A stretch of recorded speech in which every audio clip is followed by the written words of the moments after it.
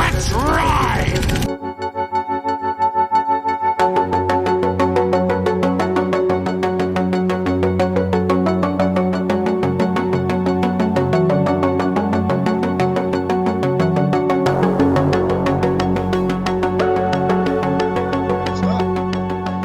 Guys, we're back again, and we've got Debbie back this time. Yay!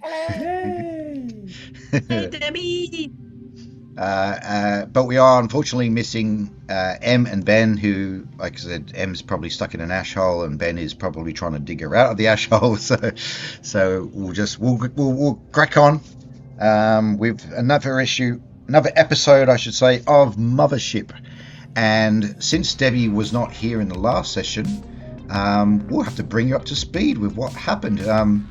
Tracy, do you want to let Debbie know what happened? Because I'm trying to remember myself.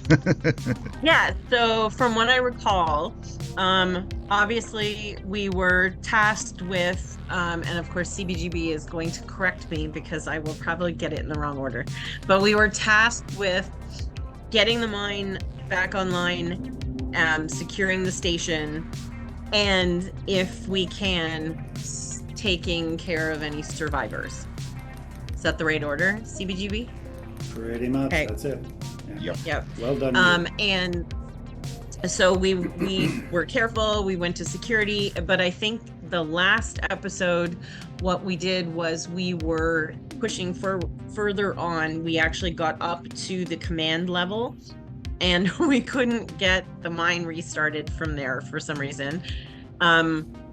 And we almost blew out an airlock to lock out a rival group who is coming to try to take over the station when it's in, because it had a, what do you call that?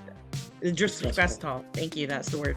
And in order to stop them from getting up to the command level, we exploded the only elevator that we're aware of to get there.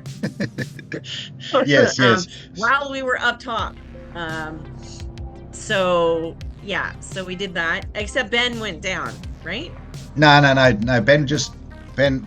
I mean, like the game works, when people aren't here, they just fade to black. Oh, okay. Yeah. So like Ben and Em's characters are basically just standing in the background, not saying anything. Like Brad's character for the very first episode was just like either gone to the bathroom or something for the entire episode. Yeah. So I think that's where we left off, was that we blew the elevator, it dropped, but unfortunately it has health and safety measures in place, so we thought they were going to drop and die, but the elevator just slowly stopped them from dying at the bottom. And I don't even think anybody took any freaking damage after blowing shit up. So yes, that's pretty much it in a nutshell. Yeah, you had achieved one of your objectives. You were able in the admin area or whatever. You were able to download the data. The data core or data load, which is in CBGB's brain at the moment. There's a lot of porn. so you've achieved. Is it yours or the stations? The stations. Oh, okay, because I was wondering what Android porn would look like. Yeah, I'd like to know, is he an android or a robot? He's a robot, I thought. He's Well, wait, I was thinking cyborg. Android is the same thing as a robot, essentially, right? Artificial life form? Okay. That's right, yeah. Cyborg implies that there's some human bits in it, but there's no meat in CBGB. He's completely synthetic. Completely perfect. Yep, an earlier model, not as the same as the SAM that's on your spaceship, the synthetic android. So Debbie, I don't know, because we haven't uploaded the episodes yet, but yeah. So when these mercenaries appeared, they actually fired on your spaceship, and the synthetic android who you left who was sort of responsible for looking after the ship while you're on board the station, Timothy, I think his name is. He actually flew off with his spaceship because he has to protect the company assets. So he didn't hang around once they started shooting at at your ship. So at the moment you don't have a ship, and so the freelancers docked onto the space station, came on board, and they looked, because you had access to the security feeds from the security level. The security room down on the industrial level. You could see them coming in because the security officer had the security feed to you guys, so you could see them coming on board, and you could see that they were quite heavily armed. So what you're saying is, since we don't have our ship right now, we need to rob them and do their ship. That could be a possibility. Yes, definitely. Yeah. Actually, there was 2 ships. They had 2 ships, so one is still out, like in orbit or something. Yeah. But yeah, Tracy is correct. Yes, you CBGB did the thing of climbing up on the roof of the lift, and then with the what you call it, the drone thing you've got, the drone, little service drone or whatever, you were able to with the laser cutter cut through the cables.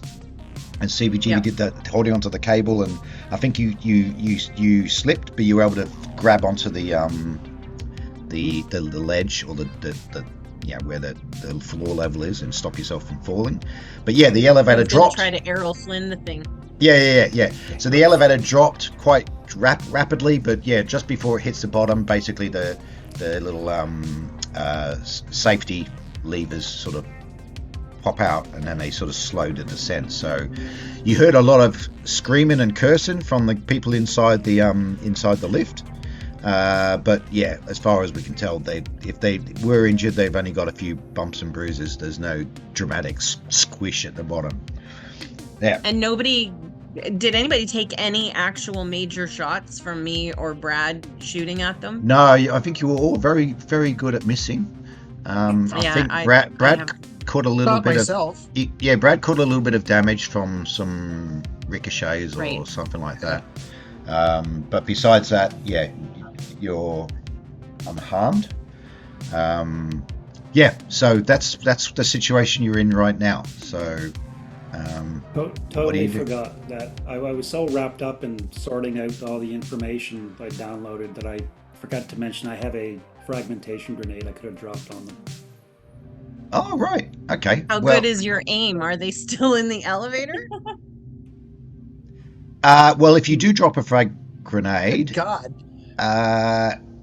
it's going to land onto the roof of the lift. Yeah. I mean, there's holes in there's quite a few holes in the lift because of all the bullets that were fired.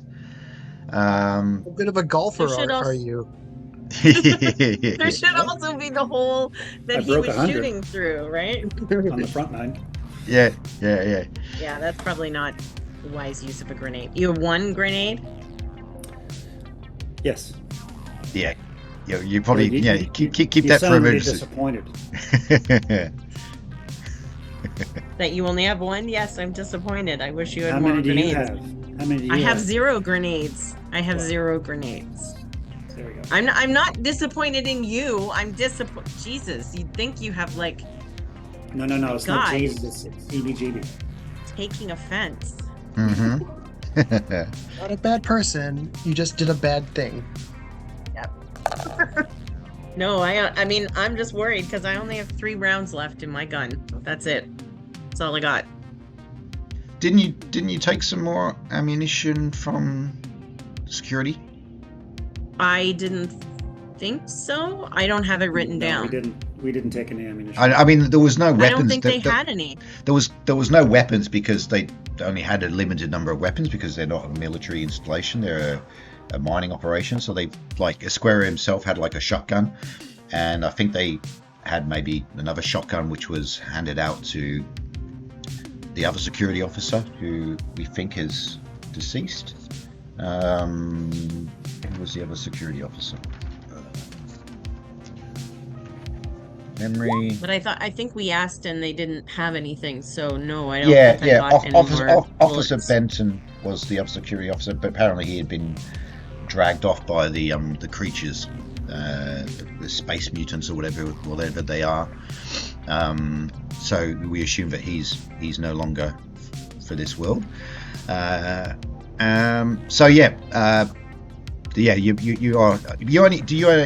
Tracy, your character's only got a pistol?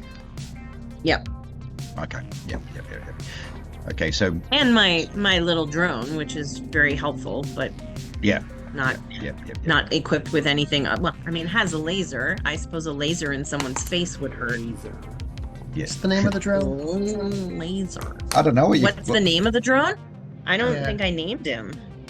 There he is. There he You is. guys think I have a named name. What am I my doing? drone. Oh, there he is. There. I thought we did. We Let did. me look. Oh yeah, we It's a did. It's a bad pun.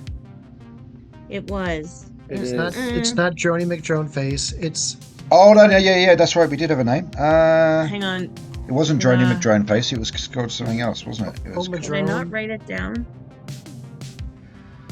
Hang on. Buzz Aldrin? Was it Buzz, Buzz Aldrin. That's it. It was Yeah. Buzz Aldrin. Buzz Aldrin. Yes. Yeah. Buzz Aldrin. That's right. Okay. So anyway, what are you going to do now? You are you've the one lift. The other thing that you did is that you opened the opposite door over here, and you actually discovered a survivor. This guy over here, Simons, who was a admin type person, wasn't he? Where is he? Because he's in the warehouse area, and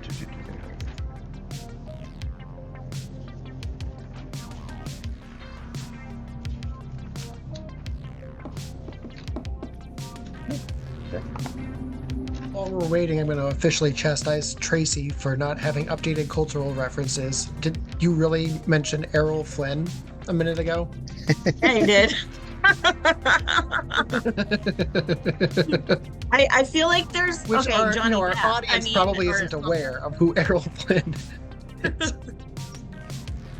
Okay, then I guess the only other option that I could think of would have to be Johnny Depp as Captain Jack Sparrow. That's fair. yeah, That's a very acceptable updated reference. Yeah. yeah. A lot of Not people a lot would of- not have any idea who Errol Flynn is, No. even though Spider-Man. he is the definitive Robin Hood, and I will take no other examples. He is the definitive Robin Hood, Errol Flynn. I've actually got 3 of his films on DVD, which I collect.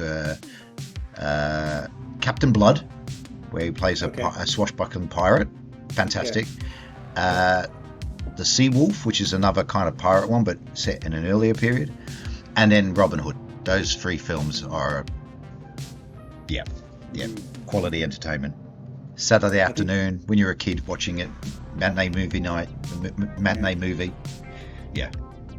The only movie I have from that era would be Captain's Courageous. Captain's Courageous. What was that? Yeah, it was Spencer Tracy. It was filmed. There's like the schooner boats that used to fish off of Gloucester and the Grand Banks. That's what it's right. about. Oh, okay. Right? And there's actual footage of the schooners, and it's a nice film. Cool. It's great. Yeah. Spencer Tracy. Okay. Okay. So, guys, you're currently at the lift. You've got Simons in the warehouse area, because this is a mining station. They are mining this gas, this product called Callium-3, which is flammable or explosive if not handled correctly. But there is some stored in this area. Are there any vials that we could take it with us? Small enough, like a canister that we could use as a bomb, an improvised bomb. I don't know if you can see it over there. You can see that you can see these blue sort of glowy things. Oh. That's the Callium storage. So they're not. I mean, you might be able to try and. Might blow my ass up in the process. You might be able to get some out of there, but I mean, I guess at the moment you've got to get across from where you are. I thought we already did go across. That's how we got the door open. We did. Did you do that We with used the drone? something. We used like a bench or a bed to. Oh, climb that's right. Yeah, across. you dragged the bed from in here. The Yeah. For once, I know. Yeah. They swing of the elevator. They channeled Elise, the illusionist, and dragged some furniture. You've set a good precedent now, Debbie. So yeah, they did. Yeah, so you can actually walk across if you want to move in there now.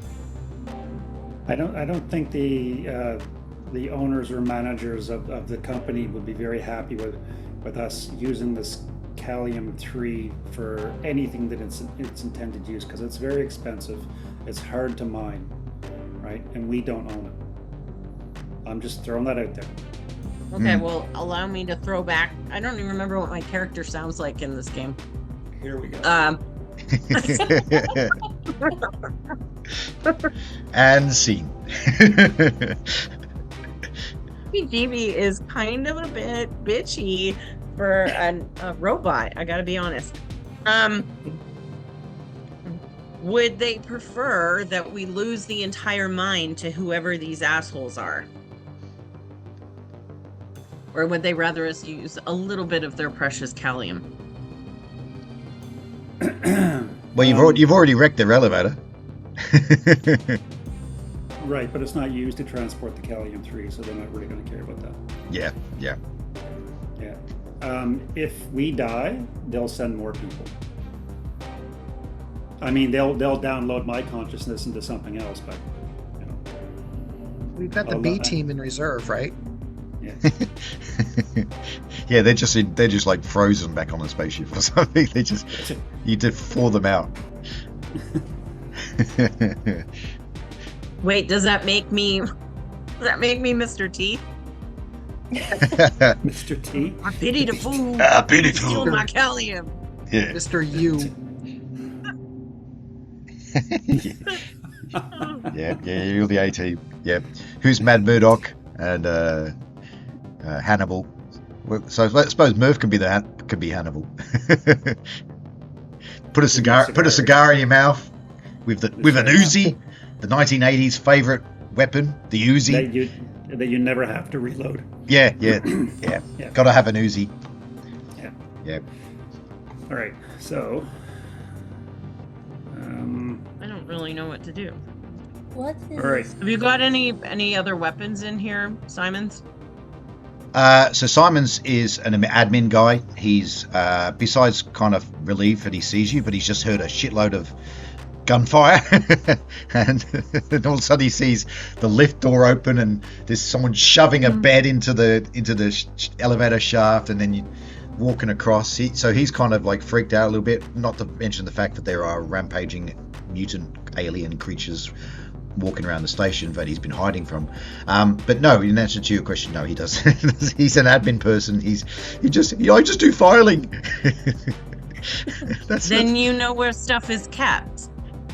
What stuff do you want? I know. I don't know. I know where the HR files are, but a weapon better than this. That's what I want. oh, I guess down in the industrial level they have like mining tools. I guess some of them could be used as weapons. Or While they do that, I'm going to go to the other side to check on the other door to see if it's locked, if it's blocked, and if anything is trying to come in through that. Okay, in that area there, Debbie, the warehouse area, the only other exit out of that area is the airlock, where they actually unload and load up. When a freighter comes in, they basically load the Callium. So if you go to the extreme right, yeah, where you are now. Oh, you've run over there already. Okay, yeah, that's the airlock, which is currently closed. But otherwise, you'd be breathing vacuum at the moment. So, yeah. Is there a button nearby? I'm not going to touch it, but is there a button nearby to open the airlock? Just. Well, see, okay, so that door there, that is the internal. So obviously there's two doors. There's an external door and an internal door. So that's the internal door. So if you open that, it will open and it will show the rest of the airlock. But then obviously you can't open the external door without closing the internal door, the way the system works. Is the button to control both the internal and external around where I am right now? Or would be one to Yes, open? yes, Okay. it would be. Yes. Good to Yeah, know. yeah. But of course, like unless you do something with jury rigging it, there's obviously it's designed not to open both at the same time. Yeah, for obvious reasons. But yes, you did where you're on that wall there. There'll be a control panel where you can open and close and so on. Okay. So have we established then that we cannot get the mining operation back up and running from up here? We have to go down to the pylons that aren't working. Well, I mean, it's from where you are now is the sort of admin, industrial and storage area.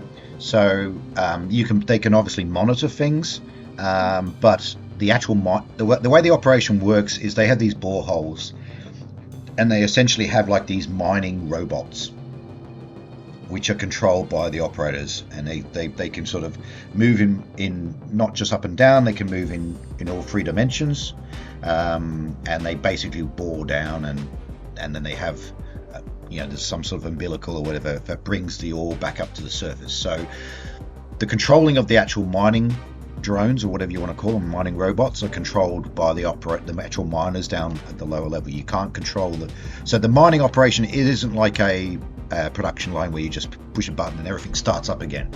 It's the miners are actually doing the mining.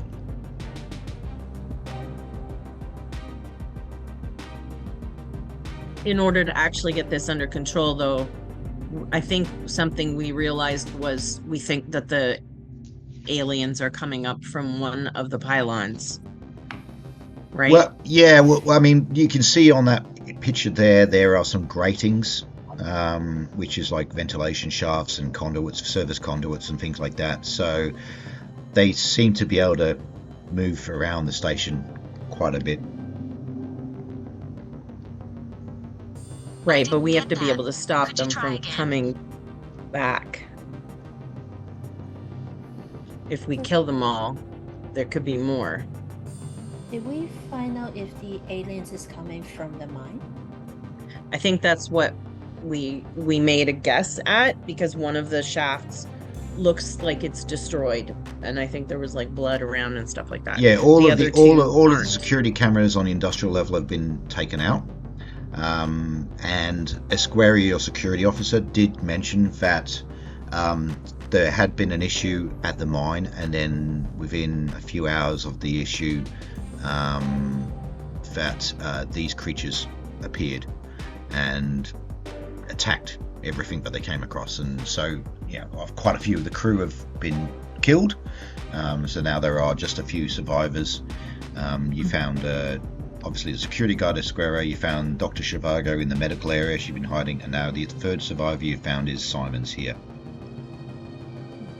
who's basically saying, please take me with you, I want to get off this station. One in CB, in the data that you got from the station, is there anything in there about them coming across these alien things before and dealing with them and how they dealt with them? Let me refresh.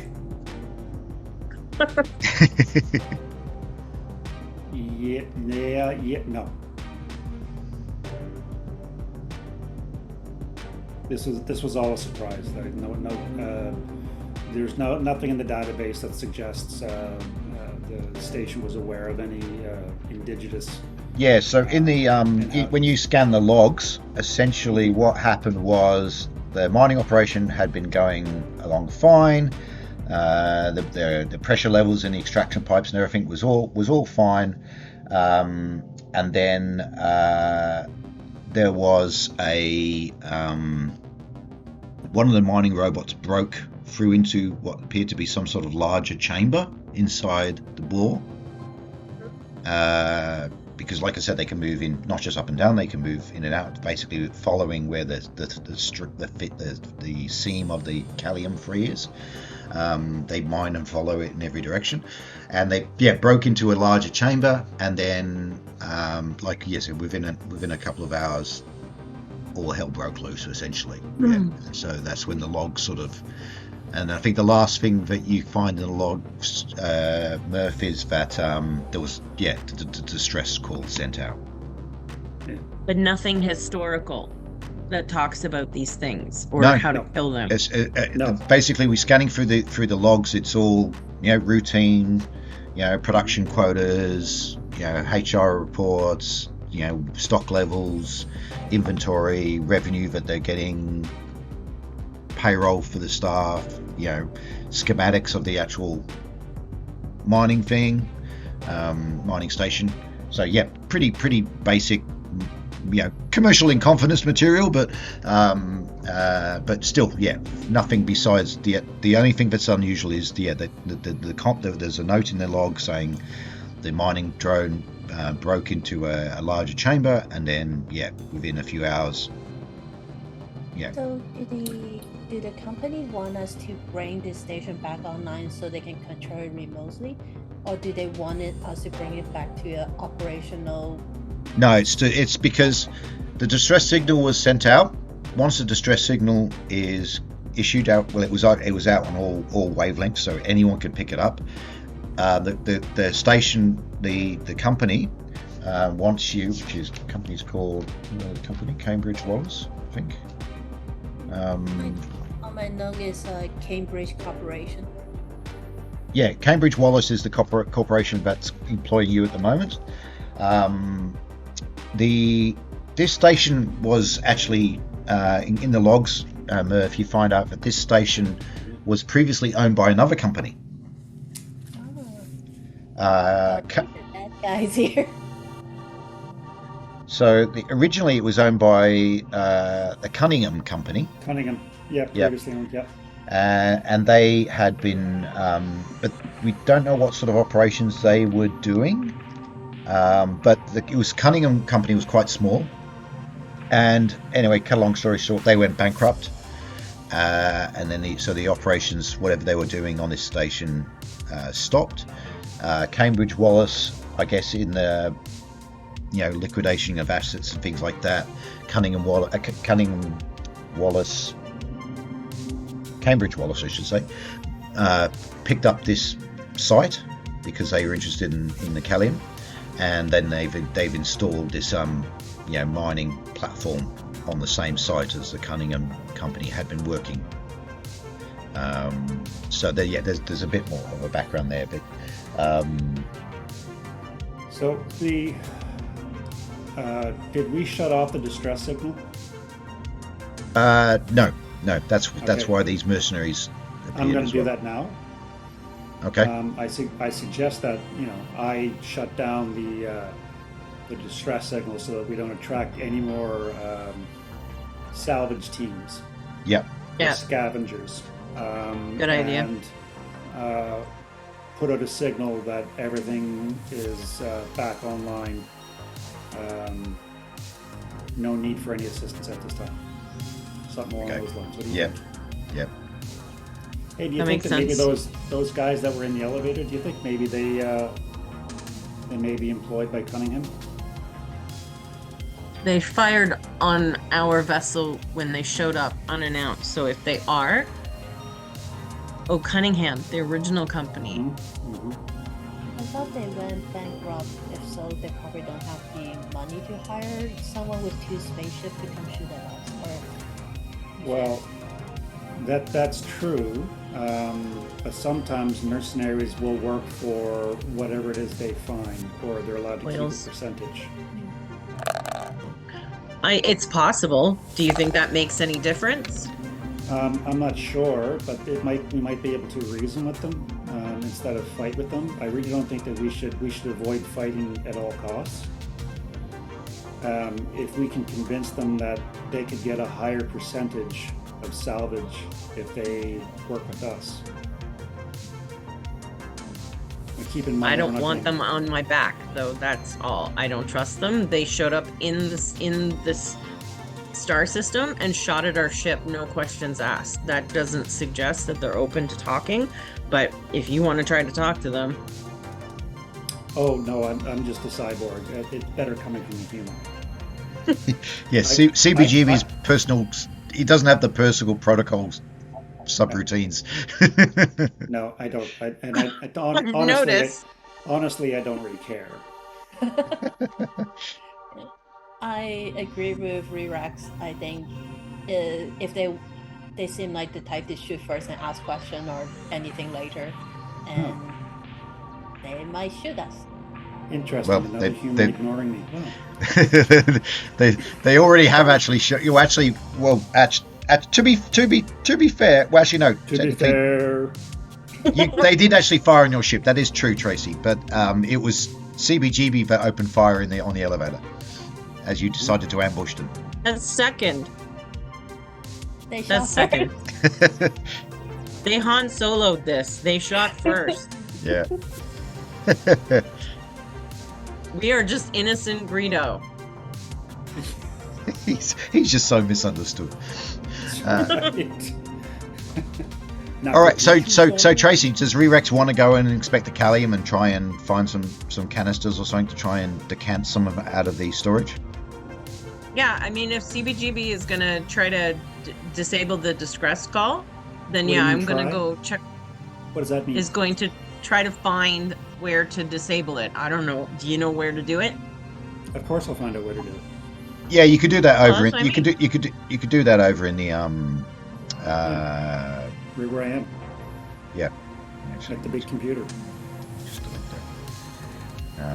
yeah, so you're over here. So you're going to go over there then? You're going to go back into the Yes. Yep, no problem. I'll go. This computer looks like a 1970s Macintosh. Why is this on the map here? What?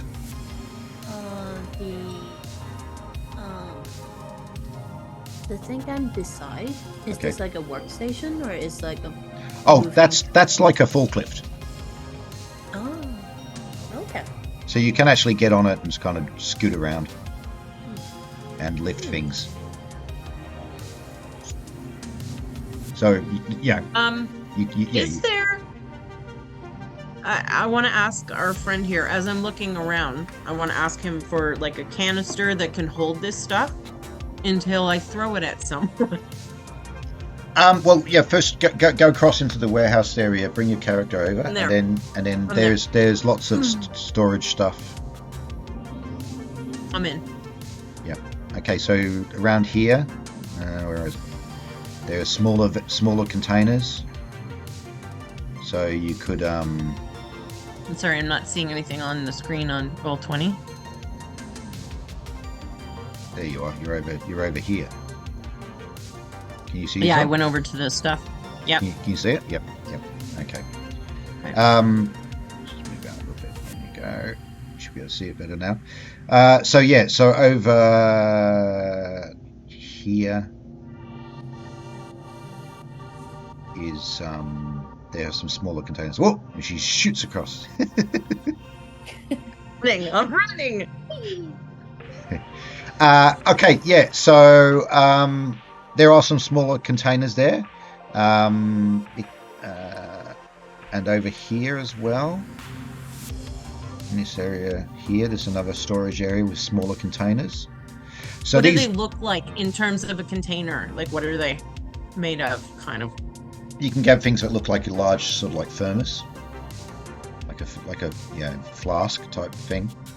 The question is how you're going to decant the Callium out of the storage container. So I'm not sure if you're going to be able to do that. Yeah, but you can find it. You can find some empty canisters, but you can, if you can get Callium out. Yeah, I'm not sure how you're going to get it out of those storage containers. It's a gas, right? Yeah, it's Callium 3 is. Oh, actually, no, it's not. It's not a gas. I've been saying it's gas the whole time. It's a particle. You can see it's kind of like these crystals. Oh, so those things, the crystals are the Callium. Yeah, exactly. But it's highly flammable. Yeah, and reactive. So if you're a technical you're fairly technically savvy, so you could probably open up the container, and then you can just put some callium in one of those empty containers from those shelving. So you can do that. Yeah, because I'm trained in industrial equipment, so I feel like this is right up my alley. Yep. So you find an empty container, and you'll be able to go over to the storage container, and carefully run back. Carefully, and I'm going to make you do a skill check, please. All right. Moving closer to the door. I mean, you can use your skill level, but do a skill check, please. Okay, so I have industrial equipment, and then beyond that I have mechanical repair, but this doesn't feel like a repair. But is that where I roll from? Is expert skill like plus 15? Yep. I mean, okay. I mean, it should be fairly straightforward for you to do it, because you've got a background in handling this sort of equipment. But just because it is hazardous material, I think that you should actually have a roll. Okay, and what am I trying to beat? I'm using what? So, your stats, which is the stat that you would use, probably your intelligence or something. Oh, there's the stat. It's your intellect plus. So you take your intellect score, and then you add your skill score. So okay, so I have 48, 58, 62. So what was your intellect? 48 plus 15. Plus 15. Yep. Okay. You need to roll under that. 62. Yep. I have to roll under 62. Okay. With a D100. I just opened my calculator and I was gonna roll on my calculator. Like, okay.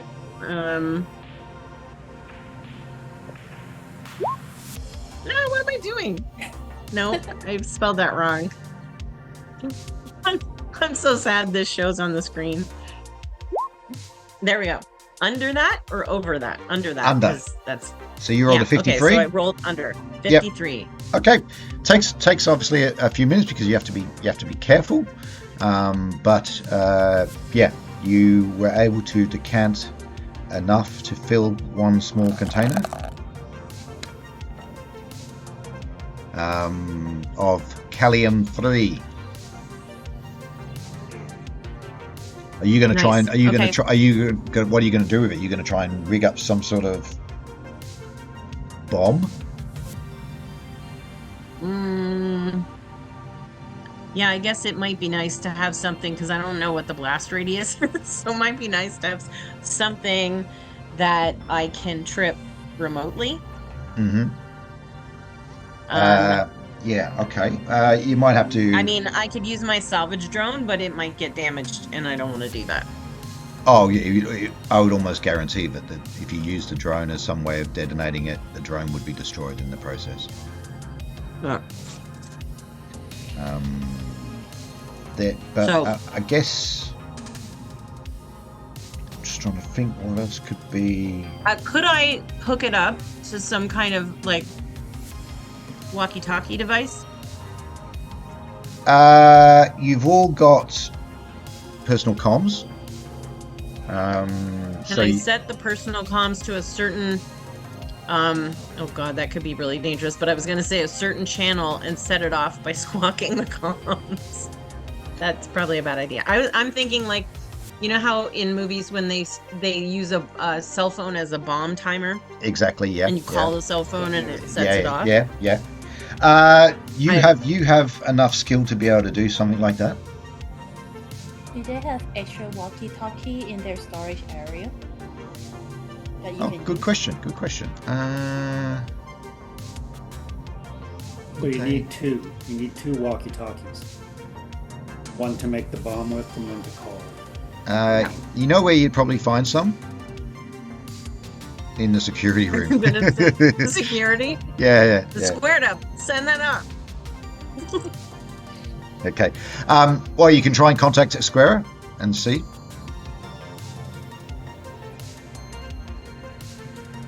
Yeah, I'll like call out to a squirrel.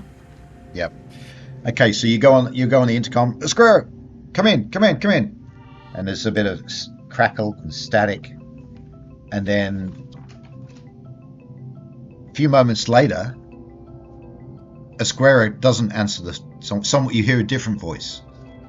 Shit. That's it. And you hear this person goes, "Who am I speaking to?" Your mom? Okay.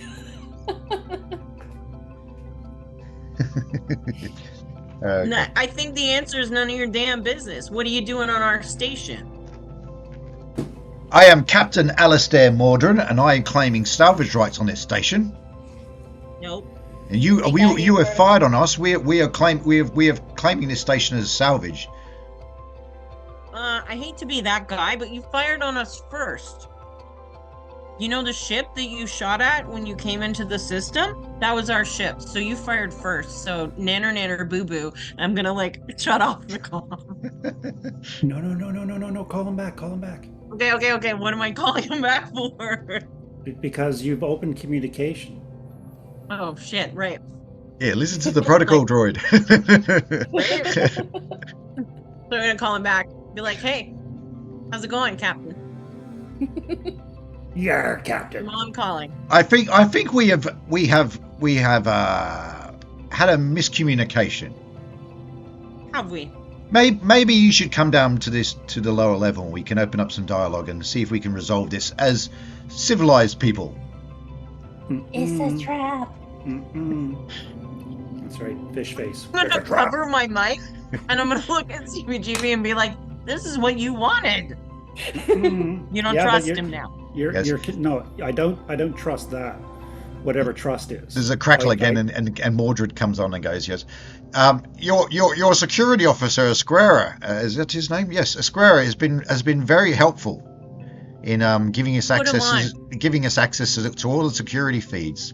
So put him on.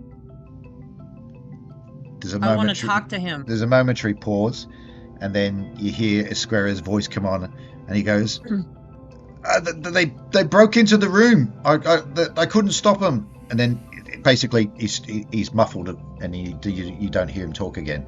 And Mordred goes, yes, Esquerra has been helping us with our investigations. Click. Oh, is this the kind of? Shuts it off. Sorry. You're gonna shut off my thing. Be like, but I wanted to say something to him about his mom before you shut it off. Call him back.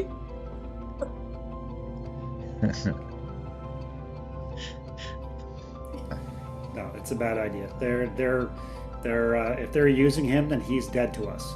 He's not going to work for. He's probably Stockholmed up, and he's going to work with them before he'll work with us. Yeah. Well, he has to do what he has to do to save his own ass, right? Would you work with them? Maybe until I could kill them.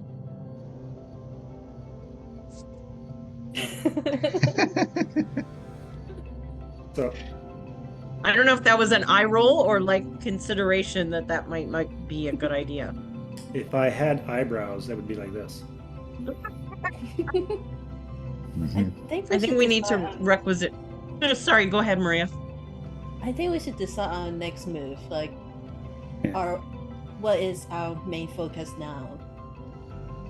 Yep. Well, you have 3 objectives: secure the station, so someone else can't salvage it.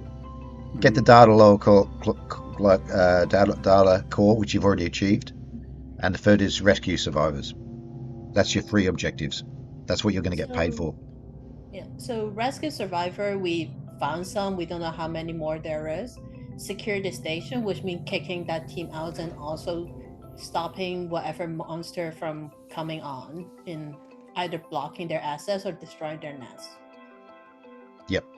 Pretty much. Is there anything else we need to do? We're not really equipped to destroy their nest, and I advise avoiding combat at all costs. We are lightly armed. We are few. They potentially are many. And there was more people in the station than what we are right now, and most of them are dead. If anything, I would say if we could block or seal that passageway or whatever it is that they discovered to the cavern, seal that off so that no more can get in. Secure the station as best we can. Yeah. That sounds reasonable. very You mean reasonable? You mean logical? Yes, logical. Okay. Yeah. I knew I liked you. Okay. I hate to be a party pooper, but all of that gunfire earlier, and while you've been deliberating and investigating, 2 mutants appear come from this direction. Are they coming out of the vents? Yeah. Like alien stuff? Yep. They're in the vents. I'm gonna go all Bill Paxton on them. Game over, man. Game over. Yeah. So you got 2 mutants. They're coming sort of running down. Yeah, you saw that last time, Debbie. You saw the which was it? Yes. This clip here. Where is Donovan? Come and race it down. Where is Donovan? Do we know these guys are coming? They're not quiet, so yes, you would know they're coming. Cat, you should give. Holy cow, I've been on mute. Sorry. Cat should give us a warning. Well, Donovan's moved over to CBGB. They're both in the I'm over with CBGB. in admin area. Mm-hmm.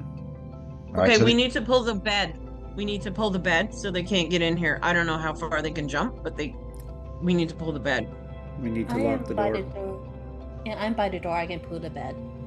Donovan, we the need to bed lock is the door. not something you can just. It's quite. You had to manhandle it. Remember, there was at least 2 of you Yeah. were manhandling it, and now it's kind of fallen down into the shaft. So it's going to be Can really I- difficult to get it out. If I shotgun, how sturdy is the bed? If I shotgun it, will it break? Don't Well, waste you the don't bullet. have a shotgun. You actually have a pulse rifle. I thought I have a shotgun as my starting. You were issued with a standard pulse rifle for this mission because they knew that there was some trouble brewing. Oh, So both CBGB and you have a pulse rifle. okay. I thought the loadout was a combat shotgun. Yeah, Okay. that's your standard. When you created your character, but you were able to access the small armory on on your ship because basically that's all locked down. And when the company gives permission, your Timothy, the Sam, was able to open it up and issue you with the weapons. So both CBGB and yourself and M's character Twinkles both were given pulse rifles, while Brad's character, Tracy's character, were just pistols, and So if I- Ziggy had the vibratchetty thing, which is So sounds. if I pulse gun the bed, would it break? If you what? Sorry. If I pulse gun the bed, would it break? Mm, I think so. I don't. Yeah, I mean the bed is fairly solid. I don't. Just firing one gunshot round into it isn't necessarily going to make it drop. I mean, I think we if should try to shut the if, door. if Murph wants to throw a frag grenade, that will probably blow it. He's in the other room. He shut the door. Yeah. He said he was shutting the door. So Oh, Is that what okay. you did, Murph? You shut the door, did you? Well, I asked Donovan if he would shut the door. I'm busy at the computer. Come on, guys. I asked Donovan if he should lock the door because there's only 2 of us. We're separated. Yeah. Oh no, we split the party. You split No, the party. I'm like, oh no. Okay, Intentional. the mutants, because the door is closed, so they can't obviously see you guys. CBG and Donovan weren't observed, but they are now at the open elevator shaft with the door to the warehouse wide open. Can we shut it? Debbie's right there. I I can't remember how we opened it. We just like force it open. Can I shut it? I think you opened it from the control area. Yeah. Pretty I sure think I you did. did. Yeah. Yeah. So I think we could probably. There's got to be a close. Yeah, I mean, on your side where you are, Tracy, there would be a control panel to open it and close it manually. So you Okay. can do So that. as soon as I hear them, I'm gonna come running. I was over dealing with the canister. I don't want to throw it. Mhm. So I just want to come running and try to shut the door. I am Simon's by- panics and just sort of runs and hides behind some canisters. Simons, you're useless. He has no weapon. He goes, I'm defenseless. Oh He yeah, is a because my paper gun guy. is gonna help. So basically, how many times I've tried to mutants shoot are people? trying to climb across the bed as you Okay. frantically closing the door, and it's. Jonathan, do you want to throw my hand grenade? Don't trust myself too. Frag grenade. What damage does frag grenades do? Could be Frag lots. grenade. Oh, 3d10. Okay. Frag grenade. Interesting. I have my stat sheet up. But understand that you may be trapped over there if we blow up the bed. But we could go out the airlock if we could get some vac suits. So we can go out the airlock. Or after they fall, there's so many things in the room. We can use the moving thing to move anything over to. The forklift? Yeah. Yeah, you could just drop shitloads of stuff down the shaft. Boop. Boop. Yeah, there's nothing to stop you doing that. You could get a whole heap of Calium and drop it all down there and just blow the whole shit. So we lured those people down back to the elevator, saying that we'll let them come on, and then we drop a whole bunch of things on them. Well, Well, at the moment you can hear some banging on the inside of the door as the aliens bashing on the door. I am going to go push what's his name again? Simon? Yeah. Push him out of the way so I can take cover there and shoot them if they come in. All right, well, I mean that's a pretty substantial door. It's going to take them a long time to break through. Okay. Simons, do you have any vac suits or whatever you call them, or we don't have our vac suits with us anymore? We took them off, right? Yeah, you'd have to check it. You might get lucky. There might be some in the storage area. I wasn't given Okay. one. Is there like an inventory somewhere? You know, like a normal company? On CBGB's brain at the moment. What? TBGB. What? You have Busy the with- you He's have not the station gonna- inventory in your data records now. Oh, right. Let me bring it up. Oh, but we can talk to him. Yeah, you got intercoms. Remember? Right. Okay. Yeah. Are there vac suits in here? In there? Yes, there Let is. me Yeah. check. Of course there is. Where? What size do you are need? they? What size do you need? They only come in XXL. That's fine. I don't What care. kind of station is this? All right? I've been saying that since we got here. All right, so over here, this is the general. It's a storage area, so all the supplies for the station are basically kept here. So there are spare vac suits. I don't know how. The planet is the moon that you're on is not a complete vacuum. There is a thin atmosphere, but going outside without a vac suit, if you're out there for a prolonged period of time, will kill you. But you could last a few minutes out without a vac suit. But obviously, a vac suit will make things a lot more comfortable. CBGB? Yes. If we go, you have the layout of the station in your head, right? Why are you asking that question? Of course I do. My apologies. If we go out this airlock, what is the closest way we can come back? That's a good question. Let me find out. Okay, I will pull up the schematic for you.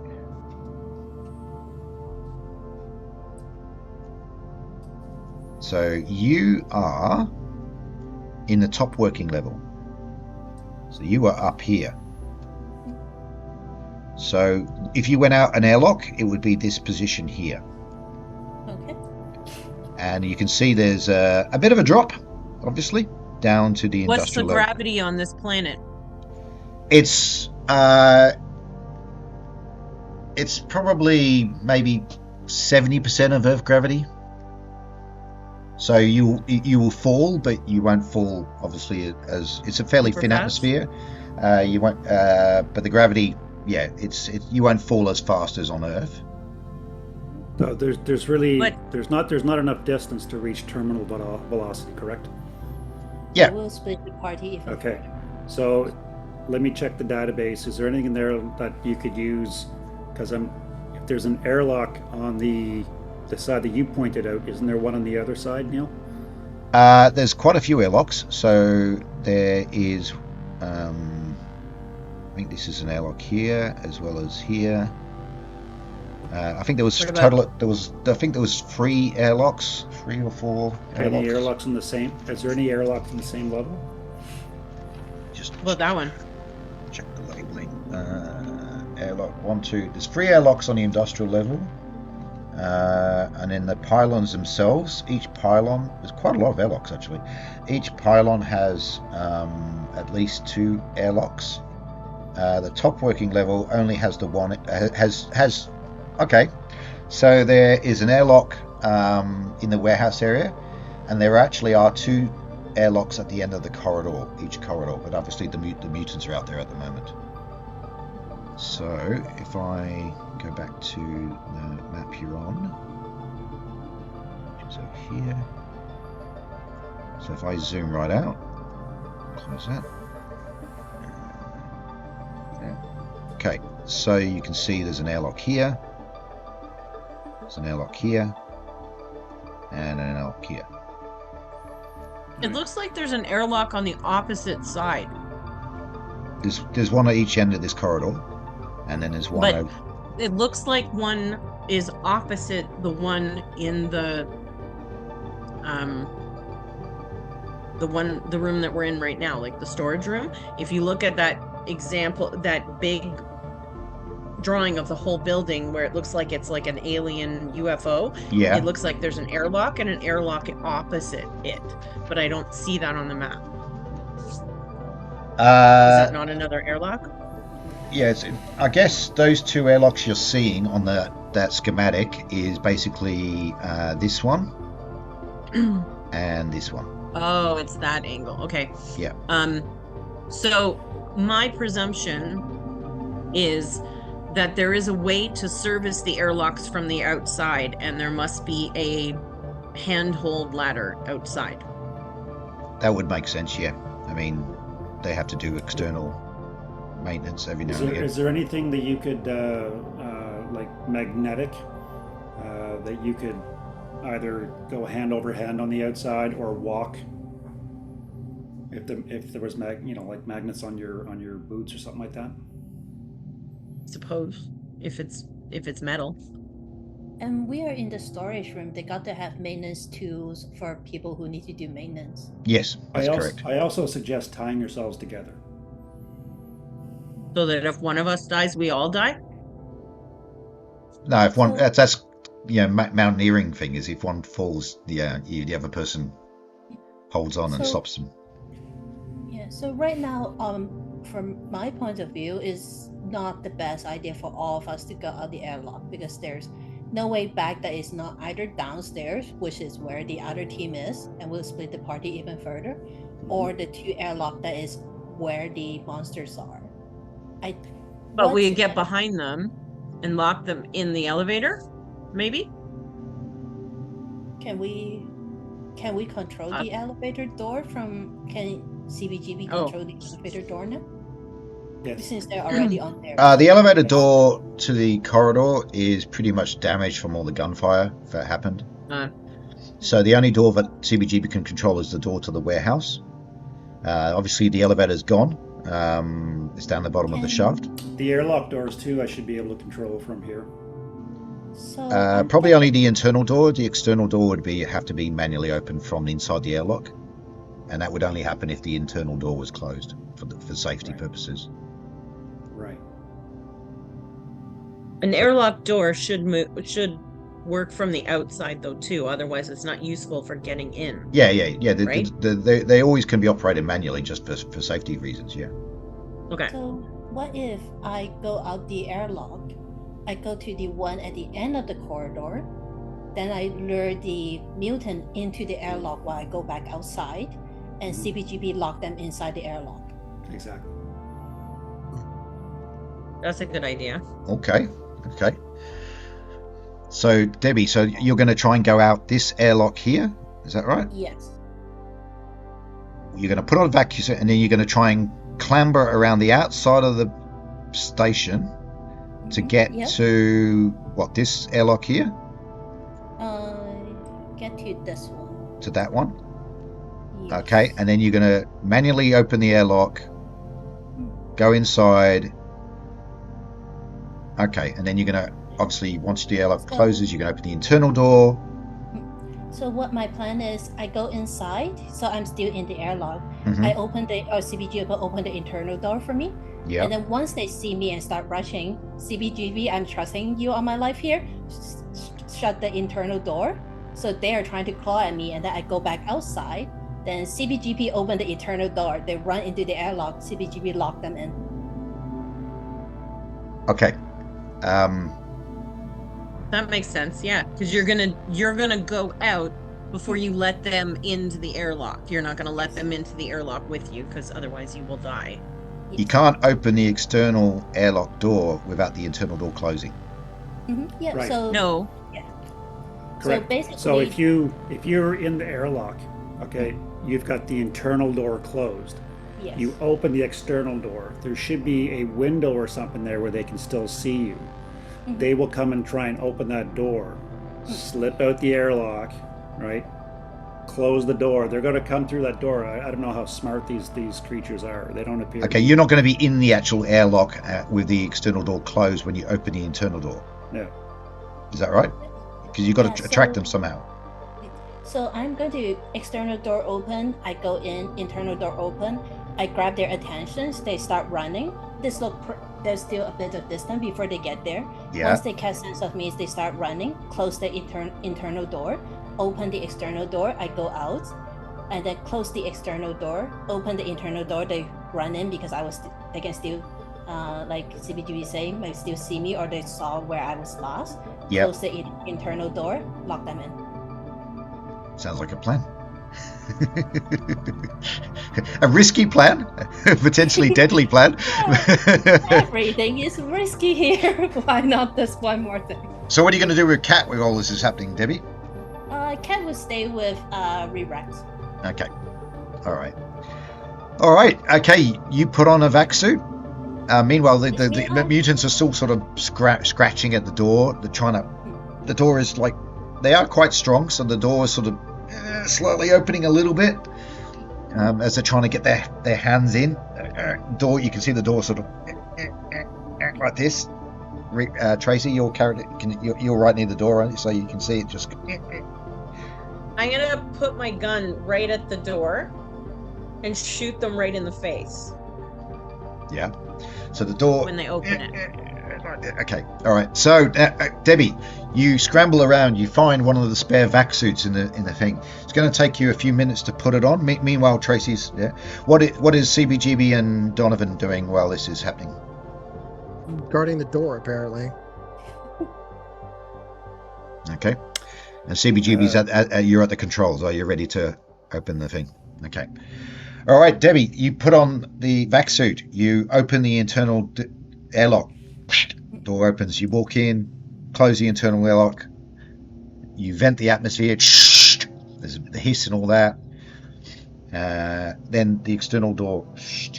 Obviously, there's no sound because we're in the vacuum. Well, actually, there is a little bit of sound because there's a thin atmosphere. So, all right. So you will tentatively go out the airlock, and you're going to try and yeah, there are handholds and things around the external station. I mean, like you see on the International Space Station, there's always bars and things that people can hold on to.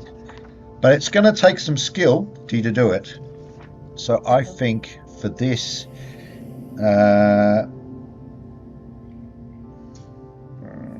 what would be relevant skill? What are your skills, Debbie? So I'm thinking I have military training, firearm, and athletics. So I think athletics might work in this case.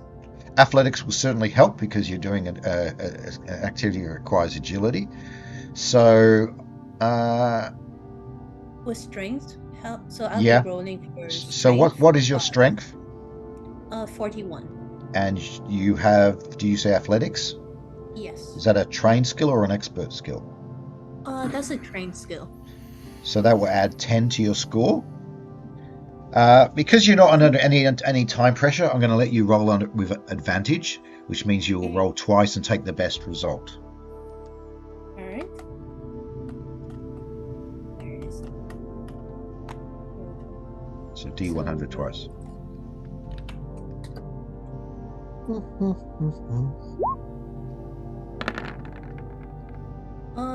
42 and 25. So Okay. 25. All right. And you only had to roll like under 60 or something, was it? Under 51. 51. Yep. All right. So, yes, Debbie is carefully and slowly moving around the station. It's going to take a few minutes. So, meanwhile, you hear, because you're closest to the elevator shaft, Tracy, your character hears gunfire, but the sound is coming from down below. Is it coming up? Like they're shooting at the things? No, you can just hear the sound of gunfire. The sound of it, coming up the thing. So all I can assume is the freelancers are shooting at something. More aliens, probably. Hope they get them. Okay. When the things are opening the elevator, before I don't want to wait until they like force it right open. Like when they open it wide enough, I want to shoot them right in the face. Okay. So the door, And I can just be like hitting it right there. and you just bang. Okay, I'm not going to say you won't miss because you're basically at point blank. So I want you to. So bang, you shoot. Roll for damage. I damaged something. What is the damage from a revolver? Like 1d3? Nah, it's what is it? Handheld revolver. 1d10. Oh, okay. 6. There you go. So bang, you hear a squeal as it sort of blows away the bottom half of what may be a jaw or something, and the creature sort of falls back into the shaft, but and the door sort of goes closed again, and you hear it banging because there's more than one. There's obviously two of them down there, so one of them obviously has fallen back, but the other one is banging on the door. Did I didn't kill it, did I? Or I can't tell. You can't tell. Yeah. Okay. You can't. Are you okay? You did? No, you can't do that. I'm like, hey dude, you alright? Oh, right, I forgot. Yeah. Okay. All right. Tense minutes pass, and then there's a crackle on the intercom, CBGB, and Debbie is on the outside of the airlock. Hello? New phone. Hello. Who dis? This is Maria. Ready for action? All right. Ready to go. Let me know. All right, go. Mashing buttons. All right. So the internal. You're opening the internal one. Is that correct? No, so he has to open the external one for me to get in. No, you can open the external one yourself. Oh, okay. So I'm already in. So he opens. All right. So you open the external one. You go inside. You wait for the external doors to close. There's a repressurization process that automatically kicks in. Now you're inside, and you communicate to. I mean, you can open the internal one yourself, Debbie. You don't necessarily need to. Oh. The inside, Yeah. Okay, then I open it. All right. Okay. So you are now. You move yourself inside. Yes. Okay. So I'm in the airlock. All right. So at the moment, these mutants are bashing against the door. So you're gonna have to try and get their attention somehow. I shoot the pulse rifle in their direction. All right. Right here. So I assume I can't see them right now, so I'm gonna shoot it. so yeah, you just basically fire down the corridor. Is that correct? Yes. Okay. Cross one shot off your ammunition. So for the pulse rifle, how much ammunition do I 10. have? 10 rounds. And 1 round is 1 shot. Yeah. I mean, it's one blast. I mean, it's probably reality is probably a couple of shots, but Right. yeah. All right. Got it. Yes, that certainly seems to gain their attention. So, moments later, you see the mutants come out to the hallway. I slam the close internal button as soon as they start charging to where I am. Okay, and sure enough, yep, they start running down the hallway towards you. So you tell me when you want to. Oh, slam. Okay, so the door is. as I keep running towards you.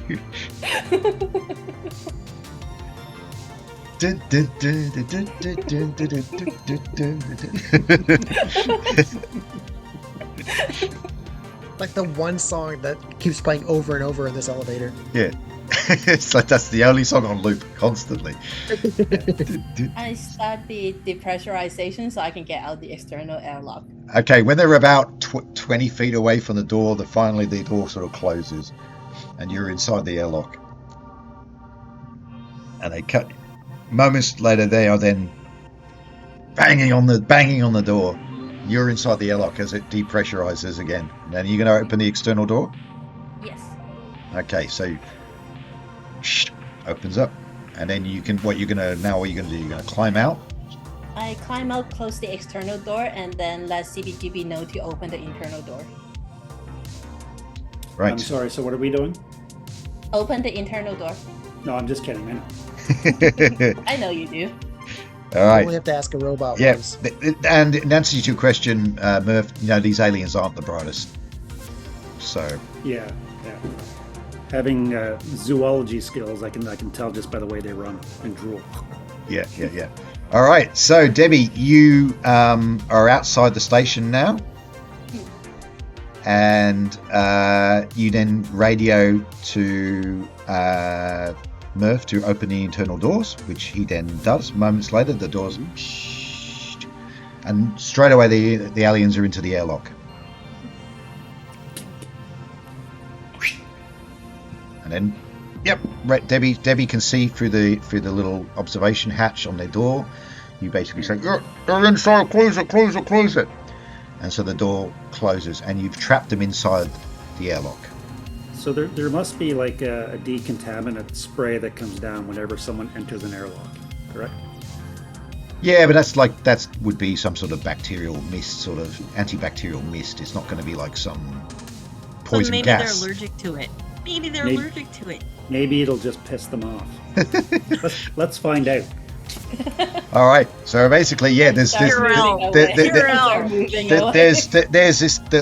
chamber just fills with this sort of mist, obscuring the creatures. I am moving away back to the airlock that I came back to the other airlock so I can get back in the ship. Okay, I want you to do another roll, Debbie. All right. Again, with advantage. You're not being chased or anything.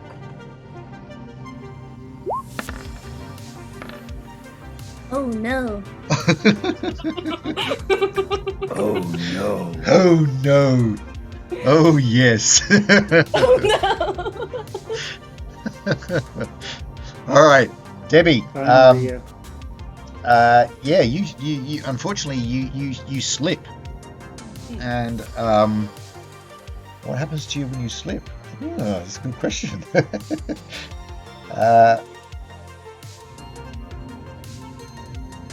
I'm going to say you fall.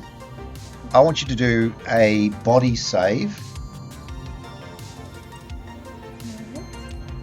So actually, you failed. So add one to your stress, because you failed your stress code.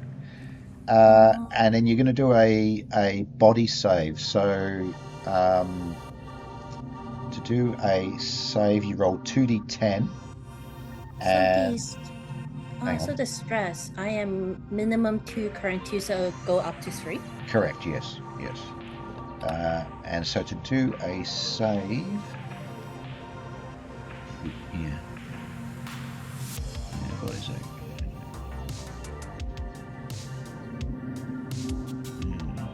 So whatever you can just say. I think it's just a straight.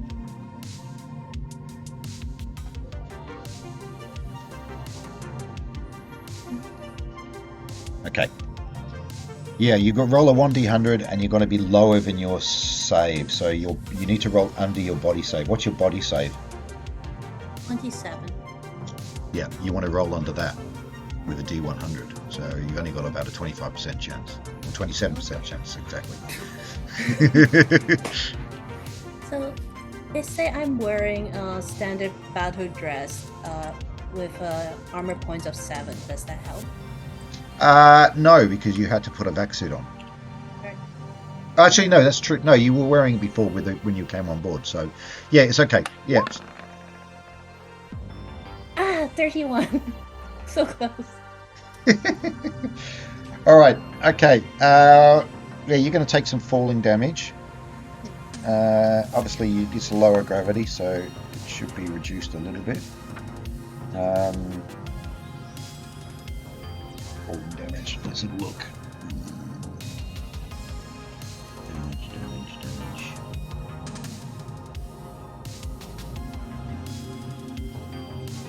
I want to know if I hear any of this. Like if I hear her go slip, fall. Yeah. You hear from the intercom.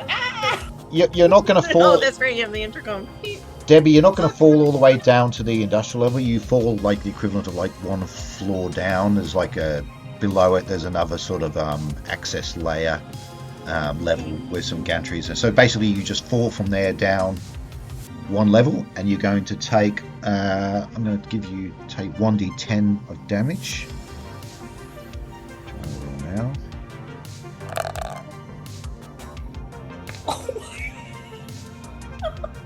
That's not great. So you take 10 points of damage. What's your So my health is 18, so I'm at 8 right now. Yeah, you still got. You haven't taken. You still got 2 wounds. So I have yeah. 3 because I think Marine started at 3. Oh, okay. Okay, you're a bit tougher. Yeah. So you take 10 damage. You're quite badly bruised, but you sort of hit the ground and you go. Oh, I'm okay. I'm okay. I'm all right. You just hear like, boom. Oh, I'm okay. I've fallen and I can't get up. Santa, are you dead, man? No. No. Would have killed some of us. Yeah, probably. My ode to cool runnings, right? Yeah. That's kind of. All right, so Debbie, I'm assuming you're going to try and sort of get up. Oh God, and try and climb back up. Yes. All right. While you're climbing up, meanwhile, what are you guys doing? Obviously, now the aliens are trapped inside the airlock. Okay, so I'm going to leave the computer station for a second. Yeah. I'm going to walk over to the elevator, look down, and scream, "Hey, you mofo's okay down there?" Right. You scream down you yell down the corridor, the shaft, but there's no answer. They're obviously in a different part of the station. Perfect. Yep. All right, Debbie, you're going to have to try and make your way back up to that. You know what that means? It means another roll. Don't fall again. I'll be back in just a second. Yep. Is it still with advantage or no? I'm going to say no now because you're actually bruised. All right. Come on, Debbie. Yes, it's a Yeah. 7. It's not a 70. It's a 7. It's a 7. Okay. Scared me for a second. That's It did scare me for a second. I saw that double zero go up and I go, what, 700? No. 700. I'm off the moon. Yeah, you're floating off into space. Yeah. All right. This time you successfully latch on and you keep moving and you're going to make your way back to the other airlock. So yeah, a little bit of a hiccup there, Debbie, but you will succeed. So you can move yourself back to that other airlock now. I give myself a pat on the back. And then I go, ow, because I pat where the bruise are. Yeah. All right. So that's going to take at least 10 minutes or so to make yourself back around the other airlock. Neil? Yeah? Did the guy that I talked to that took Esquerda hostage, did he announce that he was from Cunningham? I can't remember. No, he just said his name was He just said, Captain okay. Alistair So Mordren. Mordren? Mordren. Mordren. All right. Yeah. I'm just going to get on the headset. Hey. Mordren. Okay, Your there's mom's calling. There's mumble a bit of a crackle and goes, yeah, this is Mordren. What do you want? Where are you guys from? Where are you guys from? If you're claiming salvage, you need to tell us where you're from. I do not need to tell you anything. We're in control of the station. It's section 35 of the salvage regulations, item 7, paragraph 3. You must announce the company unless you're telling me that you own the station, which I frankly, well, we both know that's not true. Because you don't. I think you're under captains some don't sort own of shit. misconception that you are in charge here. I follow the instruction manual that might is right, and we have the might and we are right, and we are taking this station, and you will leave the station immediately. If you don't follow salvage regulations, you're not salvaging shit. We can So the lawyers can discuss this later on. What are you afraid of? If you think you're so mighty, tell me who you work for then. If you're not afraid that mommy's gonna get mad at you because you told me who you work for. This discussion is pointless. Click. Pull him back again. Click. Origin. He's not answering. Good. Esquerda. Well, he's definitely not answering. He's not in a position to talk at all. Doctor. Are you going to try and contact the doctor? Dr. Yeah. Zhivago? Okay, that would be... Well, she would be on this... Would she be... She's on the same level as Esquerda, but right across the hall. Yeah, and hiding. We left a... Oh no, we left that with Esquerda. Yeah, I think you probably can't make contact with her. Is there a comm on the wall here? No, you're. I mean, the internal comms are basically down. You've been using your well, actually, no, that's not true. You did connect to the comms through the security station. You're gonna try and buzz into the med bay. In the medical bay. Yep. Okay. Yep. I'll allow that. Yep. So what you're going to go? You have to do that from the admin the control area. You're going to have to all head over to there. Shit.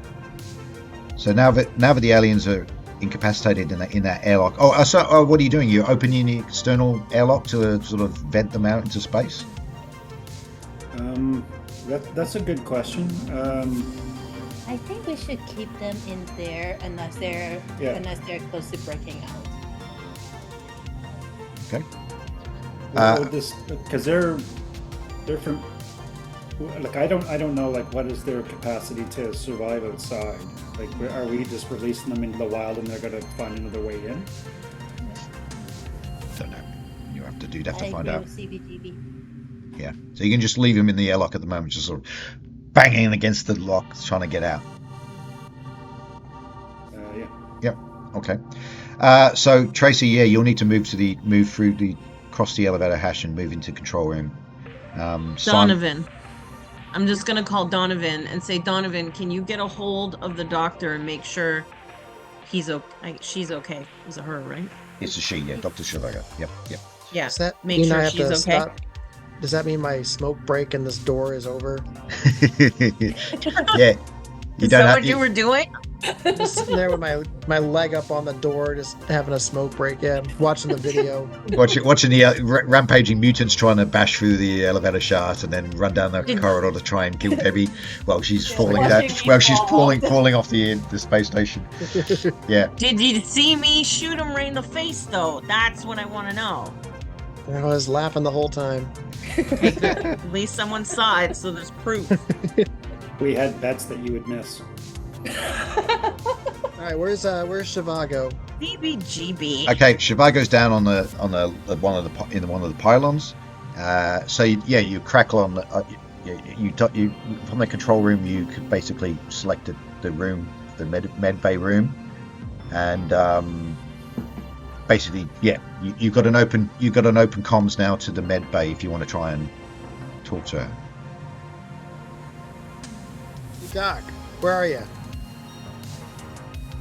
Okay, for a moment there's sort of no answer, and then you hear a little click as the intercom, as the comm becomes active, and you basically hear a voice sort of whispering saying, "Who is it? Who is this?" It's Blank upstairs. What's the situation? I heard more sounds of creatures, and I heard gunfire. I haven't gone out. I'm still staying in the med bay. I've got no way of defending myself if I go out if there's more of those mutants out there. But I'd heard gunfire. Was that you guys? Yeah, there's been some incidents up here, but we kind of got it under control. Is anyone been injured? Yeah. Maria ain't doing so hot. Aren't you also injured, Donovan? Well, it's merely a flesh wound, and it was my own fault, and I'm not trying to draw attention to it, but thank you for bringing that up again. Okay, so if she goes, well, yeah, I can't get out there to give you any medical help, and you'll have to come to me. I can't risk encountering those aliens. I've got no way of defending myself. How mobile is Maria? Is she doing okay? She's badly bruised, but I'm fine. she's still okay. Walk it off. She's walking it off. Like a champ. Yeah, taking it like a champ. Yeah. Walk it off. Yeah, she's gonna have some nasty bruises in the morning. Yeah, not the first time. Yeah. Okay. Anything else for Doctor at this stage? I got nothing else for him. Anybody else? Anybody got anything for the doc before I let him go? Just wanted to make sure she was still alive, and that because at some point, if all of our survivors are dead, then we just blow the airlocks on all of the rooms and let them go. Mm-hmm. Okay. I think we should do that. Well, if any of us die, I'll let you know. I think we should do that anyway. Says the android who doesn't require atmosphere to breathe. Yeah, minor technicality of needing an atmosphere. All right, so Debbie, you're back inside. You're back over at the elevator stats. You've got two rampaging mutant creatures locked in an airlock. You want to explore any more of this upper level? Where did they come from? The mutants. You would assume they'd come up through one of these grills. Like, is it open to show us where they came out of? Yeah, up near the airlock, up around here. So I kind of feel like we should use what they used. I mean, we could come across some in the... That might not be a great idea. Yeah, encountering mutants when you're sort of crawl space or Trapped. something. Yeah. It's like just like in Alien when Hicks, or was it Hudson? No, it's Hicks. Goes up and looks inside the area, and then you see the aliens sort of scrambling down the whole corridor, the ventilation shaft towards it. Yeah. Yeah, that's not going to be good. So, CB, what were you doing in the other room? I can't remember what you were trying to do. I was controlling doors. And shutting No, but down there was the a reason you were in there in the first place, though. Yeah. Why we split up, and I don't remember what it was. Yeah. They didn't give me a large personal memory, so I have to go back and think about it. I think CBGB was shutting down the distress signal, so it's no Yeah, longer you possible. That's right. Yeah, Okay. you definitely did that. Yeah. Yeah. He did that. Okay, good. So that's done, right? So I think to secure the station, we have to take care of the other team and then seal off where the aliens are coming from. So I think we need to one take care of the team one at a time, though, because they have way better weapons than we do. See, we can learn that upstairs, and then we open the airlock door and That's what I was just thinking. Yeah. Yeah. Why don't we tell them to come up through the ventilation shaft then? And when they come out, we open the door and let the aliens take care of them. Or if we can get them to come up the ventilation shaft. That also works. Didn't you build some kind of fancy bomb already? I got a bomb too, yeah, but I don't know how big the blast is. I feel like it might be better used to close up the mine shaft where these aliens are coming from. Also, if the bomb is really big, it drop down the shaft and blow off the shaft, and then the warrior on just topple over. That's possible. Or we blow a hole in the outside and then we lose all our atmosphere. Yeah. So that's why I'm thinking that might be better to put down the mine shaft as a way of potentially locking that off so we don't get any more aliens coming up from whatever that is underground. But I think your plasma grenade, you would have an idea how big of a blast that would cause, whether that's likely to be too big of a blast or not. Fragmentation. Okay. Oh, then that's not that bad. It's got a where is it?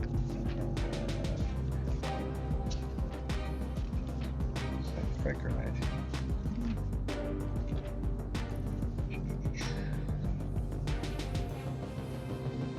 10-meter blast radius. Yeah. Okay. Lethal within 5. CB, you know lots of shit. Maybe you know how big of a blast this... I can't remember the name of the chemical again. This chemical... Thallium-3? Thallium-3? Mm-hmm. Highly unstable. What kind of... I know that, but what kind of a blast... Refined? What do you mean you know that? Why are you asking me if you know that? I'm asking what kind of a blast radius. For a robot, you have very bad hearing. What? Hey, Captain Okay. Mordrin. Okay, so unrefined Thallium-3 has a large blast radius depending on the amount that you have. Yeah. I have about the size of my head. Okay. Yeah. I What's mean, the weight? I don't know how much my head weighs. I've never weighed my head separate from the rest of my body, and I don't want to start. Okay. yeah. I mean, like Murph said, yes, this material is highly unstable, quite explosive. You really don't know how big that explosion is going to be until it happens. But like an order of magnitude, are we talking like a grenade, or are we talking a neutron bomb? I would say it's probably going to be more explosive than just a frag grenade. Yeah. It's probably like Alright. a few pounds of. In the old days, they used to use TNT. Okay. Okay, so large blast radius. I don't know how big the opening is for that these creatures have come into, but it could be a start. Yeah. Or you could certainly drop one down and make them maybe make them nervous enough that they're not going to come up, Possibly. which would give us time feel like- to seal it off. Yeah. If we can, yeah. Mhm. Okay. So why don't we try that? Why don't we try to act like we're, I don't know, we've lost too many people and we're scared, and tell them we're willing to give up if they come up and they spare the rest of us, because they won't believe it if we just say, oh, we give up. They might have hear me falling, so that will help sell the... No, they wouldn't have heard you falling, Debbie. You're outside the station. Like I said, there's very thin atmosphere. The sound's not going to travel very much. They wouldn't even they wouldn't have even really heard you scrambling around the outside of the station. The walls of the station are relatively thick. So, but yeah, at the moment you are kind of, besides going outside the airlocks, you know, I mean, you could try and climb down the elevator shaft if you wanted to try and go back down. I think we'd be better climbing outside. Yeah, you could ask Debbie how that went. I was just gonna say. Twice good, once not. That's pretty good odds. 2/3? I take it. Take my money. Take my money. I mean, I'd be fine. Okay. CBGB's like just steps off. Whee! Yeah, it just goes, drops down. All right, come on, guys. What are you going to do then? You're staying up there. You're exploring any. There's a couple. Any more areas of the room you want to explore, or you want to go downstairs somehow? I think Did we we should check check. out? Sorry, go ahead, Maria. I was just gonna. I think we should check out all the rooms before we get them to come out. We don't want to be surprised by what they find up here. Well, I think we've checked the whole storage area already. But I don't know that we checked the what looks like crew quarters at the bottom. But we've checked both of the like the control rooms, right? Yeah. So up here, according to your schematics, you've got the admin room, which is where Simon's basically worked, which is the room up here. So if I show you, so that's the admin room. You got the control room, which is where CBGB is. Then below you have some crew quarters, which seem to be like for the admin staff, like some of the senior management. That's where you pull the bed out to block the elevator shaft. And then this area here on your schematic, it says it's a washroom, you know, just crew amenities. That's the only rooms that are up on this level. So we could check the crew quarters and see if there's any weapons or anything that we could use. In the room where you got out the bed, that's where you found one of the crew had been basically ripped apart. The only thing you saw was on the name tag it said like the word Aaron. That's in this room here. But you didn't do a complete search of that area. But that's you did get a pass card from him. But it was gave you access down to in the industrial level to open doors and things down there. Who has that? I can't remember which one of you took it, but yeah. Not me. Okay, somebody has it. I want to take his name tag and pin it to myself. Okay. Just wipe off the bit of blood and body gunk. Oh no. Okay, just leave it on there. Okay. As long as there's nothing chunky on it, it's fine. Yeah. Check out re-rex. Harder than Christmas candy. How many people how many people does the other team have? You've only seen a few. You've seen the four that were in the elevator shaft. I think when you saw the original, we saw them coming in. Yeah, there was about half a dozen. Unless they bet there's less now. Unless they had more than one team come on board, but you saw one team come on, and it was at least half a dozen. But yeah, you could be right. I bet there's less now. There was gunfire down. They might have encountered some of the mutants as well. Yeah. Okay, so can we check out those quarters and see if there's anything useful in there? Any other weapons or ammo or anything? Yep. Go for it. Move yourselves there. Can I still get across the elevator? Yeah. Yep. You can do that because you still got the bed there. Simon's is going to go into the control room with CBGB. What up, dog?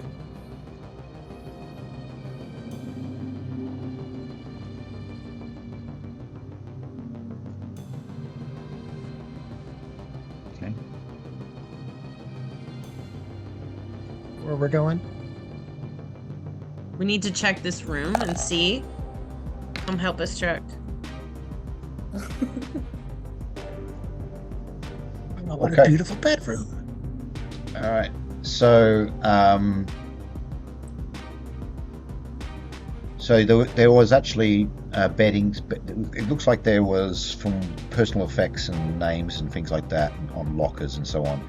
This room had 4 people: the station manager, which was a guy called Quentin, and then 3 shift managers, Aaron, Valerie, and Lorenz. And obviously, you know what happened to Aaron, but you don't know what happened to Valerie and Lorenz. They're obviously not. You haven't encountered them yet. I'm just standing guard outside the room while Rerex check the room. And do they have anything in their lockers, like weapons, anything useful? Just personal effects. There's no nothing under the mattresses. Just a couple of magazines. Are we going to the mattresses?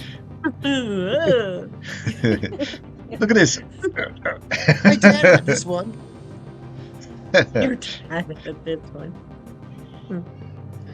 All right, there's nothing in here. What about in the bathroom, in the toilet tank? Okay. It's a weird fetish. No, I mean like hidden in the. If it's like one of those toilets, it might be hidden in the back. The toilets are down here. Contraband or something, or toilets are in this area here. Oh, okay. Oh, you know, we can actually see there's people in there. Yeah, I know, because I unfortunately I've only got one computer today. So. Oh, okay. All right. Yeah. So yeah. Sorry. So basically, yes. Yes. When you go in there, you get surprised. there is some There's some survivors. Oh. Is that the other 2 people that were in that you said we didn't know where they were? I will tell you who they are. 1 second. I whispered to Rerex, if there's survival there, you probably should get them away from right beside the airlock. Yeah. So, you find 2 survivors in here. And their names are Bartholomew, which is this guy here on the right, and Elizabeth. They are similar to Simon's. They are just administration people. How are all the admin people surviving? But there's no security. There's nobody who knows how to run this frickin' place. It's fishy. It is fishy. How are all the admins surviving? Well, Unless these aliens are actually targeting the people who know how to run this place. Well, maybe, this all started on the industrial level, which is down the bottom, and then maybe as they've slowly made their way up, the admin people are the last to get the chomp, I suppose. I suppose. The aliens are disguising themselves as administrators. And they have, obviously, the aliens have been up here. You've just encountered 2, and you've just found the dead body of Aaron in the crew quarters. So they've obviously gone through this area, and some of the control room has been damaged. So the aliens have been, the mutants or whatever we want to call them, have definitely been through this level and have access to this level. They've climbed up through service corridors or conduits or whatever you want to call them. But yeah, so Bartholomew and Elizabeth, they're administrators, and Elizabeth was basically, the only comment she says is, the last person we spoke to was Aaron. He was going to go to his bunk to get the pass card so we could get down to the industrial layer where the doors are more secure and we could hopefully hold out. But he never came back, so we don't know what happened. Did you know Aaron very well? He was a shift supervisor. Yeah, we saw him every day. He would take like the afternoon shift, and we would run into him. He's dead. Yeah, we heard some screams, and we heard one of those creatures, and yeah, we don't know what had happened to him. Yeah, horribly ripped to pieces. Very matter of fact, CBGB. So they're going, you got to help us get out of here. We've got to get off this station. All right, you need to go back to the admin office and hang with Simons. They go, oh yeah, okay. Obviously they're going to obey you because they can see you're carrying guns. You seem to know what you're doing. So I'm also wearing Aaron's name with blood on it. Yeah, they may have subconsciously noticed that or whatever. But all right, so then you're going to direct them to go up to Simon's. All right, so they'll run up. Which way? It's just easier if we know where. If Aaron came back with the card, which way What way were you going to try and get out? We were going to go down the lift to the industrial level. Why? Because it's more secure down there. The doors are thicker, and we should hopefully have been able to keep these creatures out. What can you do in the industrial area? What can you do for the station? Can you access things? No, most of the stuff is controlled from either the security or the control rooms. The actual mining operations, they're just conducted by the miners, but I haven't seen any miners. I don't know if there are any survivors.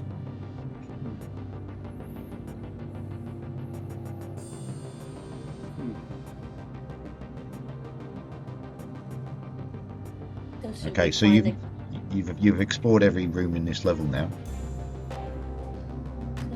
Are we finding like a good ambush place and then try to lure the other team up? Or... I think we hide and we let the aliens take care of them. And or use the frag grenade down the chute. Well, you already tried ambushing the guys once when they were coming up the lift. Yep.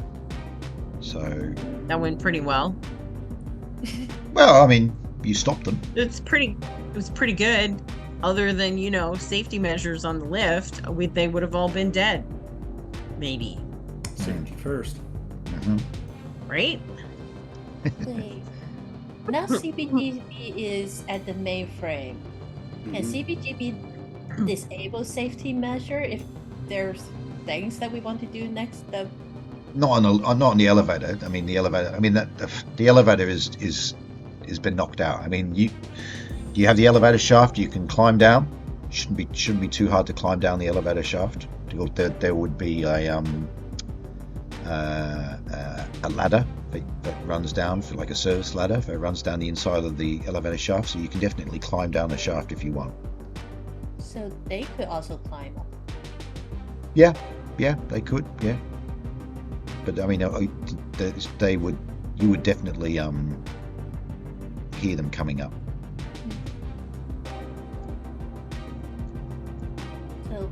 So I think we need to pretend most of us are dead, and that whoever's left is giving up, surrendering, maybe and see if they'll come up. Okay. Yeah. Sorry, what are you wanting to do? You're gonna call them back on the comms again, or what are you doing? If the team agrees, yeah. I agree. Because he wanted us to surrender. I think we should all hide in the control room where Murph is, so we have a defensible space, and the door seems pretty safe. Or alternative, we tell them that most of us are dead. We make a plan to surrender somewhere, downstairs, whatever. Some of us go out the airlock and come in behind them while whoever they think is still alive comes down to meet them face on. I think CBGB is rolling his eyes at me again. I also have lots of bruises right now from climbing out of the airlock. We're probably, yeah. Sure, I have the health to survive that. I don't think that we should. Scared of the airlock. Maybe it's just me. I don't know. Maybe I don't think that we should go looking for a fight. I think we should try and find a way around the fight. So that would be a prudent course of action. But I mean, how do we get rid of them? We need to get rid of them, otherwise we haven't fulfilled our obligation. Well, we shouldn't split up at all. I don't think. I'm not a tactician. I'm not a Marine. That would be Bruzy Maria, who I guess that's my new nickname now. Bruzy, yep, Bruiser. Yeah, Bruiser. Yeah. It's your boxing name. The title fight. I pity the fool. Yeah, well, at the moment you're stranded up there. You got to get down to a lower level, either down the elevator shaft or doing Debbie's acrobatics and going out the airlocks. So right now two plan. CBGB we should talk to them and try to bribe them into going away, or we lure them up and we kill and we let the alien deal with them. Yeah, we could. Yeah. If Well, since you last time they came up, you shot at them. I'm not sure if they would be that inclined to come up to you guys. They want you guys to come down to them. Yeah. And surrender. What level are they on? They're on the well, you're not sure where they are now, but because since Esquerra has been not compromised, but since they had taken over the security area, you no longer have access to the feeds, the video feeds. So you don't know whereabouts they are, but obviously they're not on your level, so they could be down in the industrial layer, or they could be in one of the pylons. So we have access to the internal comm system because we were able to talk to the doctor. You were. Yes, you were. Yeah. And the aliens would get attracted to like gunshots because that's why they keep coming up. Mm-hmm. Yeah, they're definitely attracted by noise. What if we play gunshots in the industrial level intercom and get alien to just keep attacking them until they climb up here?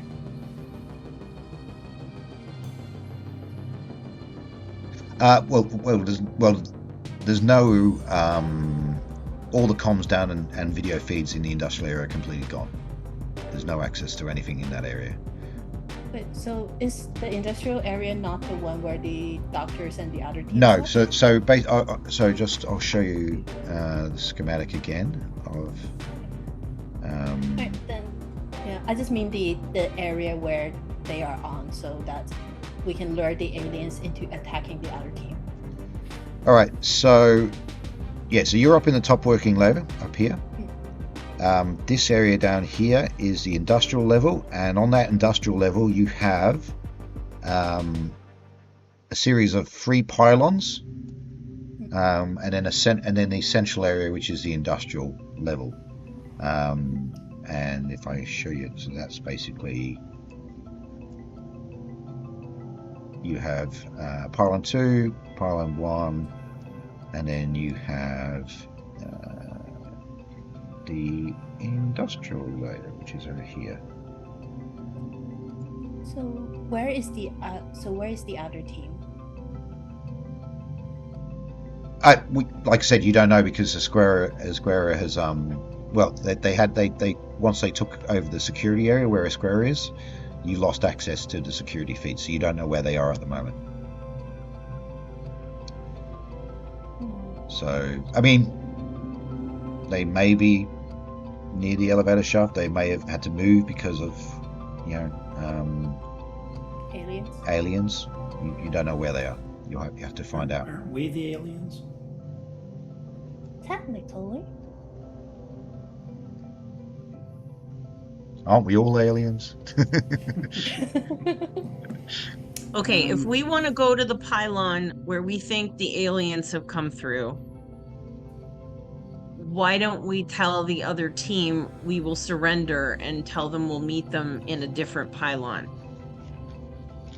And then we can make our way. We're not fighting them. We're making our way, hopefully, mostly unimpeded, to try to close off at least where the aliens are coming from. Because we can't fight 2 enemies at once. Correct.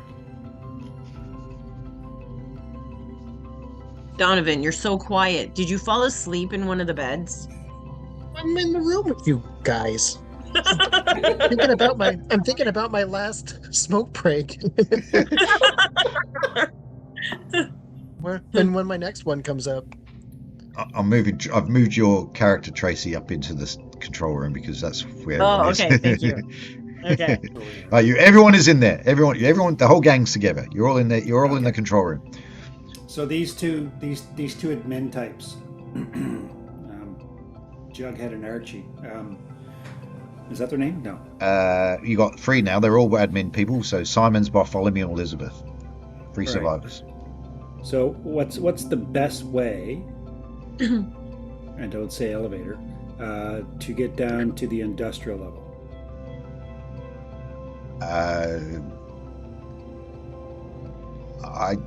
The only way down is the elevator, or like I heard you guys talking, is going out the airlock and then climbing down the outside and entering the airlocks into one of the other pylons. So let me confirm though, you guys don't actually have like a freight elevator.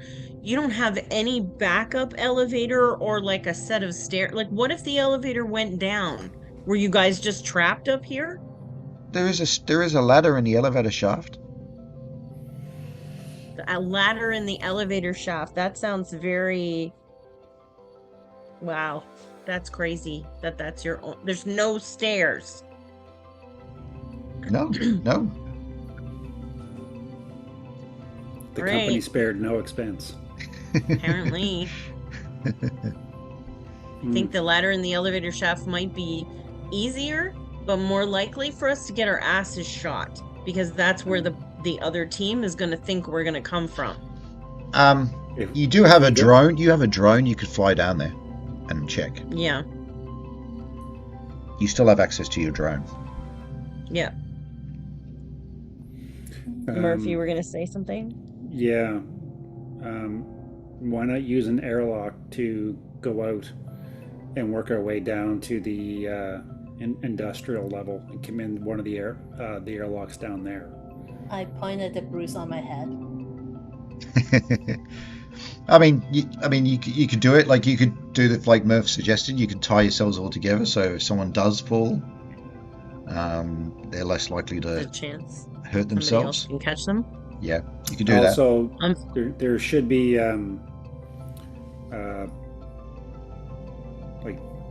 D clips. Yeah. That we can, as we're moving in the warehouse area, there's a lot of mining paraphernalia. There's harnesses, there's shackles, there's clips. There's all the usual sort of paraphernalia in the storage, in some of the storage containers in the warehouse, along with spare vac suits and so on. So yeah, you could rig up some sort of rudimentary tethering system. Well, we don't even have to tie each other. We don't have to tie each other together. If there's no fear of floating off into space type thing, but certainly make like a harness where you have like two clips and you can clip one, start to move, clip, and then move over type thing. So you're always connected to the station. Yep. You can health and safety. Well, that you could definitely put something like that together, and that, I mean, your progress will be a bit slower. Debbie was obviously trying to do it a bit quicker because she was trying to get rid of these mutants, but yeah, if you take your time, you can rig it up and you can climb down and then try and enter one of the pylons. So the way the schematic is, you've got the top working layer. Directly below it is the industrial layer, and then there are 3 pylons that all sort of have their own external airlocks, so you can climb down the outside and then get into one of those pylons. That works for me.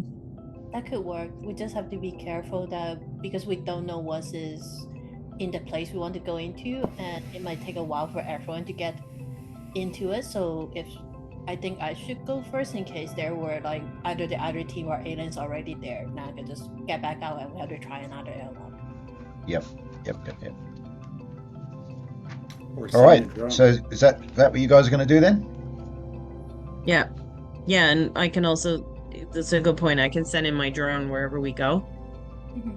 All right then. So that sounds like a plan. You guys, do you want to come with us or do you want to stay here? Because we don't know if we're going to be able to come back. I'm talking to the admin people, the 3 admin people. I'm just wondering if there's enough vac suits for everyone. Oh, I don't need one. So we've got 1, 2, 3. Also, would be 6. 5. You don't have a. What are you going to do about cat? Yeah. There isn't a dog vac suit. You could try and get the dog inside a human vac suit, which will be like he'll be squirming around in there. I'll just hold the dog. Oh no, I just like the vac suit, put the dog in the vac suit, tie the arms around my neck, and just piggyback my dog. That's gonna be I'm gonna have to. That's going to be an interesting exercise with a dog squirming around, because the dog's going to go, "What do you?" He's not going to cooperate. Cat is well trained. Cat is a trained military dog. Okay. All right. So let me get this straight. All right. So vac suits. Yeah, there is enough vac suits for the crew, because in the case of emergencies, there would have had to have been suits for everyone.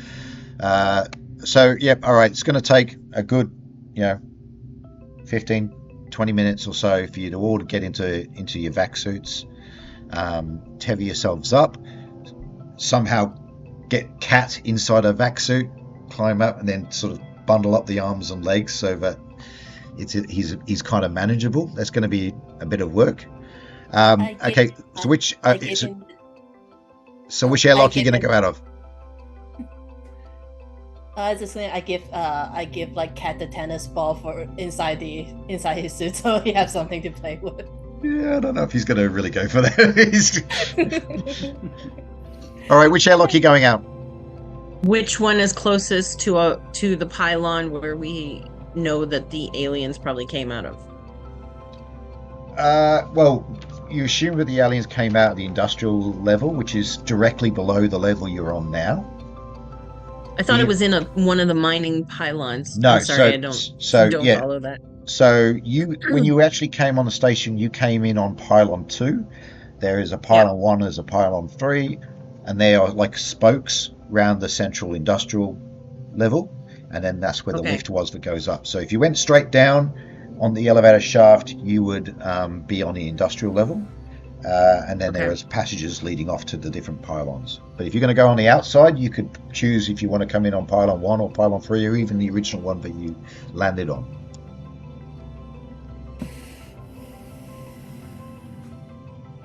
I think going through the one that we landed on is probably not the greatest idea, because it's possibility that's where the other team is still.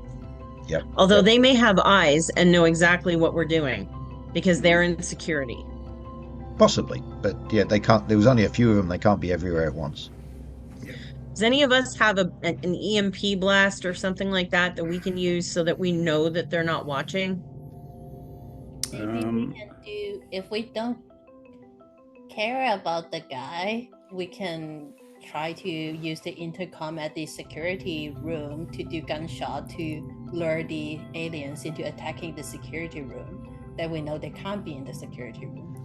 Well, you did hear gunshots before, so you could assume that the freelancers have encountered some of these mutants. So they're not dead, because they're not all. Well, we don't know if they're all. But certainly, Mordrin is not dead, because you had been speaking to him on the intercom. But he stopped responding. Yeah. So they could be. Is there a way to set off from the computer that I'm at right now? Is it possible to set up an alarm in the security section? Because obviously noise is attracting the indigenous population. Any access to the industrial level it's been, controls have been ripped out or something. There's no access to that area. You could maybe set off an alarm down in one of the other in one of the pylon areas, or what about the security office? That was in one of the pylons, right? Okay. Yeah, that was in pylon 2. That's the one you came in on. So we could do that. Yeah. So the only area that we don't have access to do that in is the industrial area right below us, but you could do that in the security area. But we could kill Escuerda and the dog by doing that. Oh well. Mm-hmm. But I don't know. You can. All right. You can accomplish your primary mission, or you can save people. You generally can't do both. So what do you want to do? I have faith. You have faith? I have faith. We can do both. Let's go. That's why we're bringing That's okay. He wasn't a survivor. It's a moot point. He was dead already. I say, do it. Do the sound. All right, so you're triggering an alarm where? Sorry, in the security. Yeah. All right. Okay. It only takes a moment for CBG to access the system when he connects, and yeah, you can hear a siren, muffled sound of sound coming up from the sound traveling up through the elevator shaft. It's obviously off a fair distance because it was in one of the external pylons. So with that, you're going to head off to this airlock over here then? We already know the other one works fine. Why don't we take the one that Debbie already took? The out the warehouse airlock? That's probably where we are putting on our vac suit anyway. Yeah. All right then. Okay, you're going to go out that airlock over here. Think we close the door to the main hallway though before we go. We don't just leave the warehouse open. Yep, that sounds fine. All right, so we have time. All right, so like I said, it took 15-20 minutes for you to get yourselves kitted out and with a tether applied, and then you open the external airlock and you start to slowly, gingerly, carefully climb down. Now, which pylon do you want to go in? Pylon 2 is where the security level is. That's one that you came in. There is pylon 1 and pylon 3. Which one are you going to enter in through? And you have to enter in through a pylon, or you can. Is there any airlocks going right into the industrial level? Let's have a look. Yes, there are airlocks on the industrial level as well. I feel like that's where we are heading for, right? Yeah. Mm-hmm. So I say we go straight down into the industrial level towards the closest airlock. Okay, so on the map, I will show you the schematic of the industrial level, which is...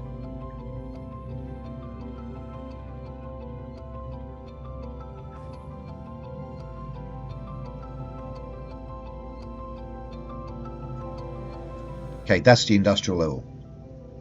So this area here is the corridor that leads to pylon 2. This is where you originally came through, down this way to the left here. There is also obviously airlock here, here, and here. So you can decide which airlock you'd like to come into.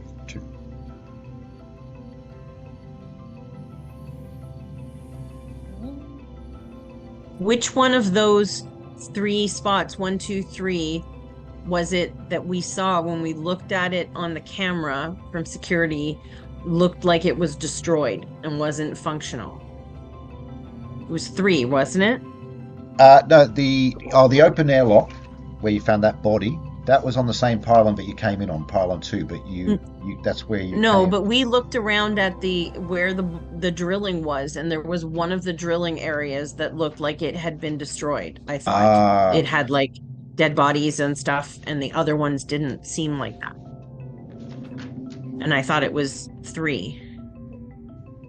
You found all the other airlocks where you couldn't access. No, I don't mean the airlock. I mean, like, when we were looking around through the cameras on the stage. Oh, no, because we didn't have any cameras into that area. No, there's I no thought for sure, though, we saw the drilling area where we figured the aliens came from. There's no camera feed into this area at all. No, the people have just been telling us that they think that's what happened. Okay. So we don't know. Let's just go to the closest one. Whatever's closest, the one down by 3 or the one at 2.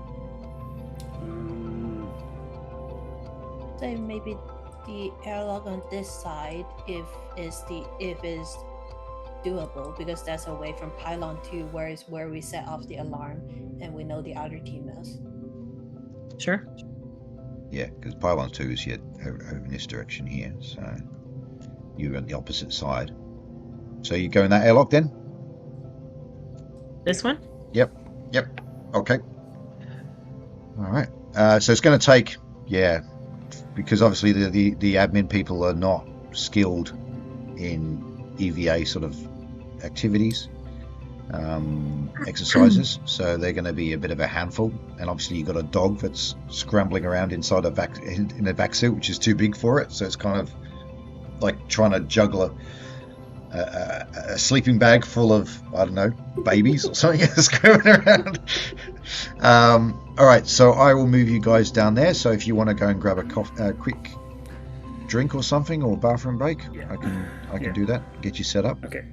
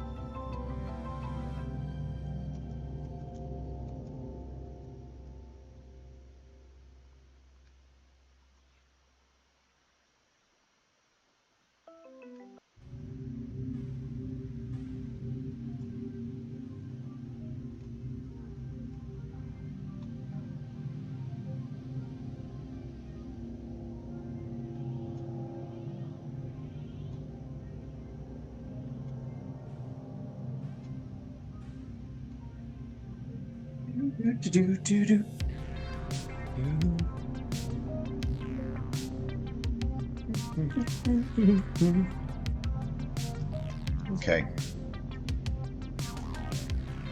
Just give me a second. Right to go.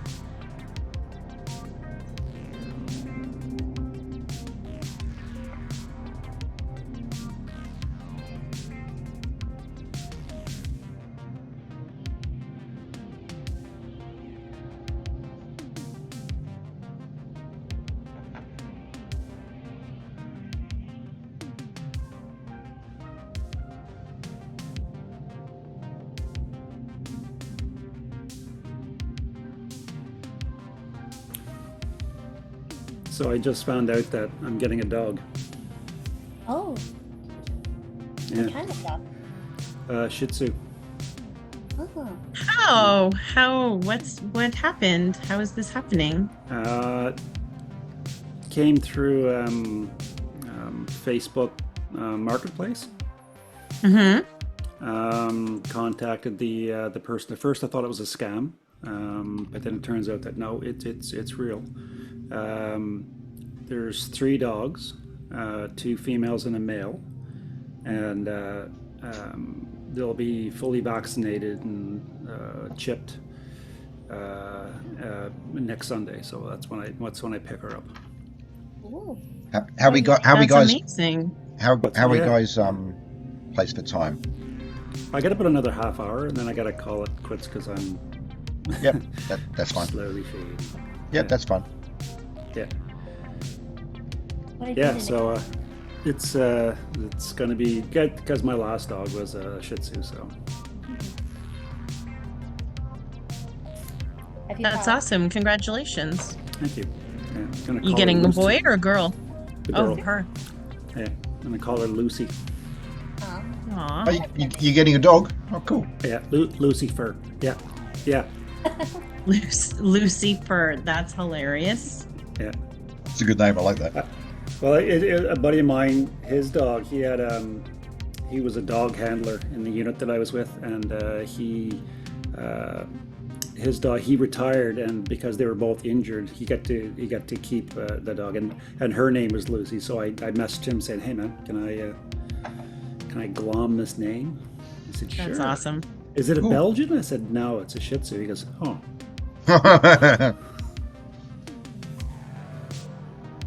That's not a real dog. That's not a real dog. That's what I always used to think too. That's I was always the big dog guy. Sit, stay, roll over. Yeah. And I was deployed, and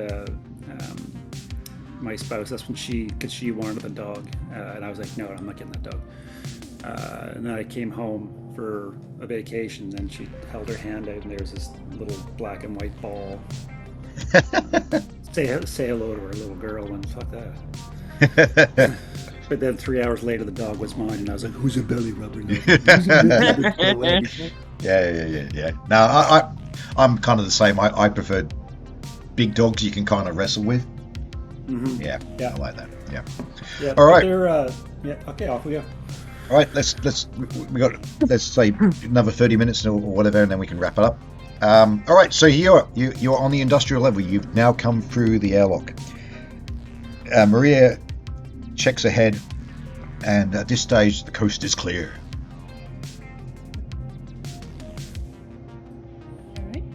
All right, so we're down the line. So since cats can kind of, from like the first time, she can smell them when they're coming. Yeah. Can she follow where the smell is the strongest, so we can find out where they came in from? Who came through? The mutants. Oh, the mutants. Okay. Well, as soon as you enter through the airlock and you take Cat out of his suit, and he's kind of struggles out of the suit, and you drop it on the ground there. Because you know your dog quite well, you can tell that the dog is immediately on alert, and kind of you can see like the hair on the back on its back sort of rise up a little bit. You can see it's a little bit anxious, and it's tense, and it's sort of looking left and right. So at this stage, it hasn't got a. You can obviously tell that something's not right. So I tell the rest of the team, be on alert. Yep. All right, so which way are you going to go? You think? Just to bring up the schematic again, so you know exactly what you're looking at. Here it is. But that's the layout. You are currently here. Do we know what's in those rooms again? Those 3 rooms are 3 of the mining operations. So this is the mining operation. These are where the 3 boreholes are. This area here is the main power core that powers the whole station. So you some sort of nuclear reactor or something. Perfectly safe, I'm sure. Well, I'm carrying a bomb on my hip. What could go wrong? What could go wrong? Well, I mean, they okay, put brakes so on an elevator. Yeah. So I know, right? Is this door here? Oh wait, can't mark that. Here, open or closed? Closed. Okay, I think we need to check each one of these. We could send my drone in, but we got to open the door to do that. It's a drone. Okay. Don't we have an access card? Yeah, you do. Yeah, we do. Aaron's card should be able to open the door. Is it so we tap the asset card and the door automatically open, or do I have to push them open? It's like a swipe card. You just sort of swipe it through, and then the door will just open up. Okay. Is this your first time away from home? Oh wait, I remember CBGB telling me that he could take a shotgun to the head and be okay. Maybe CBGB should be the one opening the door. He's an android. He feels no pain. What's just the pain of this conversation. I'll take it over a shotgun to the face. Hey, are you like TARS? Do you have a sarcasm setting? Can we set that a little bit less? Yeah, dial it down from I 11. like it. Yeah, that's what I want. You digging around my brain box. Just asking. All right, so I'm gonna set the drone up, get it going, and then if somebody can open the door, I'll fly the drone in. I vote for one of the admin types. No. Shield. No. Okay. All right. Can't we like tape it to the drone and you just motion the drone down when it swipes and then goes to the door? Oh, you're on mute. Oh. Sorry, what was that? I think Tracy's on mute. Oh, I was on mute. I was saying, sure, we could do that. That's smart until the drone goes in and something knocks it and the card falls off, or the drone gets damaged and falls down inside and we can't get it back in there. All right, that room, you notice, Maria, when you're by the door, there's like a red light above the door that's sort of flashing. Do I know what that means? No, I mean, That would have been in the data that I downloaded. We also have three people who work here. Access to the, like you said, once the logs finished after the whatever happened. So now what's happened since then, you wouldn't know anything that's happened on this level. But will we know what the protocol for the red light blinking means? Yeah.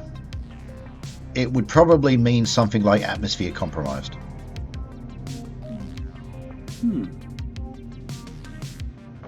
Maybe we shouldn't open that door. Can I just go kind of sneak up to the other room's door to take a peek and see if they're also red lights? So you want to keep going all the way along the corridor past the lift? Yes. I might just run there and run back, or sneak up there and sneak back. Before you do that, they could have left somebody at the lift. Just be aware the other team may be right at the lift. Can the drone go check if the light is red? Yeah, you could control the drone. Yeah. Yeah, I'd rather send a drone. What was the range of the drone again, please, Tracy? Do you remember? Was it? It was like a couple of kilometers, wasn't it? Yeah, it's quite far, but let me double check. Because if only this one have the red light on, that might mean this is the room where they're coming out from. But if all of them have red light on, then we won't know. 3 kilometers. Yeah. Okay, so you can fly the drone down there if you want. You can send Buzz down there.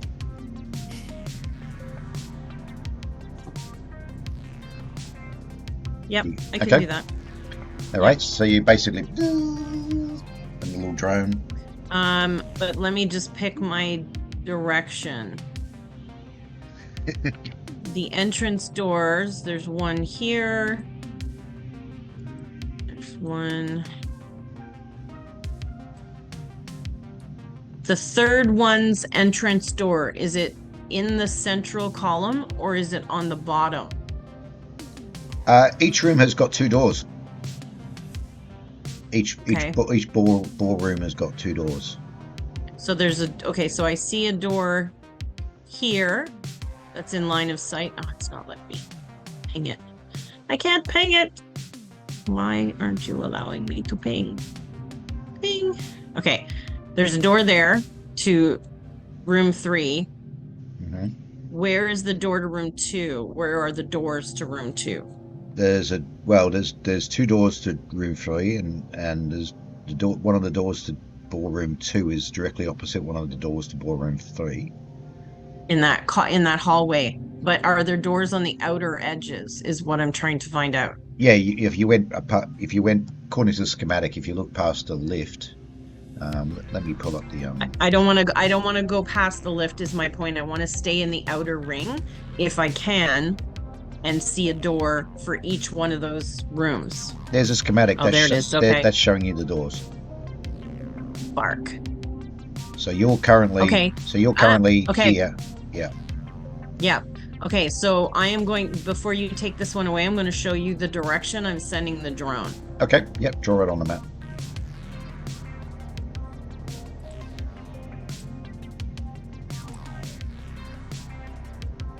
Oh, come on. I don't know if it's writing.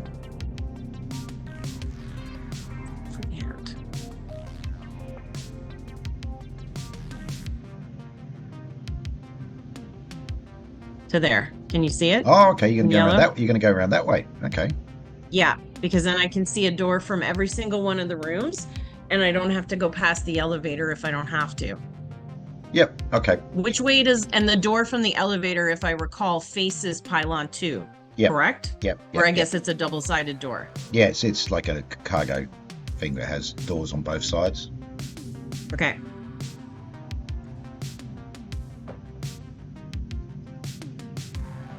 All right, so you go around. You send Buzz round that way. The door here is flashing red as well. Okay. The door to room 2 and 3, you can't see any red lights above them. No color light at all? No color light at all. Can I see that there's a light above them, though? And that it's not flashing? No, there's no outward signs that there's any issue. The only one was those on ballroom 1 where the doors, there's obviously a sensor or an alarm thing has been activated. So there's a red light illuminated above the doors. I think we found our entry point from them. Yeah, I mean, not... it could be a bad thing if we open it, but I feel like we have to. If the... Blake? But CBGB, what do you guys think? Maria? Yeah. Because you guys they're still in their vac suits, correct? Yeah, you haven't taken them off as far as I'm aware, except for probably Cat. Now, if we are going to open it, I'll put Cats back in the vac suit. Because that's important. So, what's our plan? Open the doors, throw the bomb down there, or... I think you should send the drone down as far as it can go. Because Yeah, I think we need to... You could be throwing a bomb down into like a bottomless pit. A bottomless really. pit. Yeah, we need to check it out. We need to see what's in there, but then if it looks like it's something we can seal with the bomb, then yeah, we'll throw the bomb. Blake, are you awake?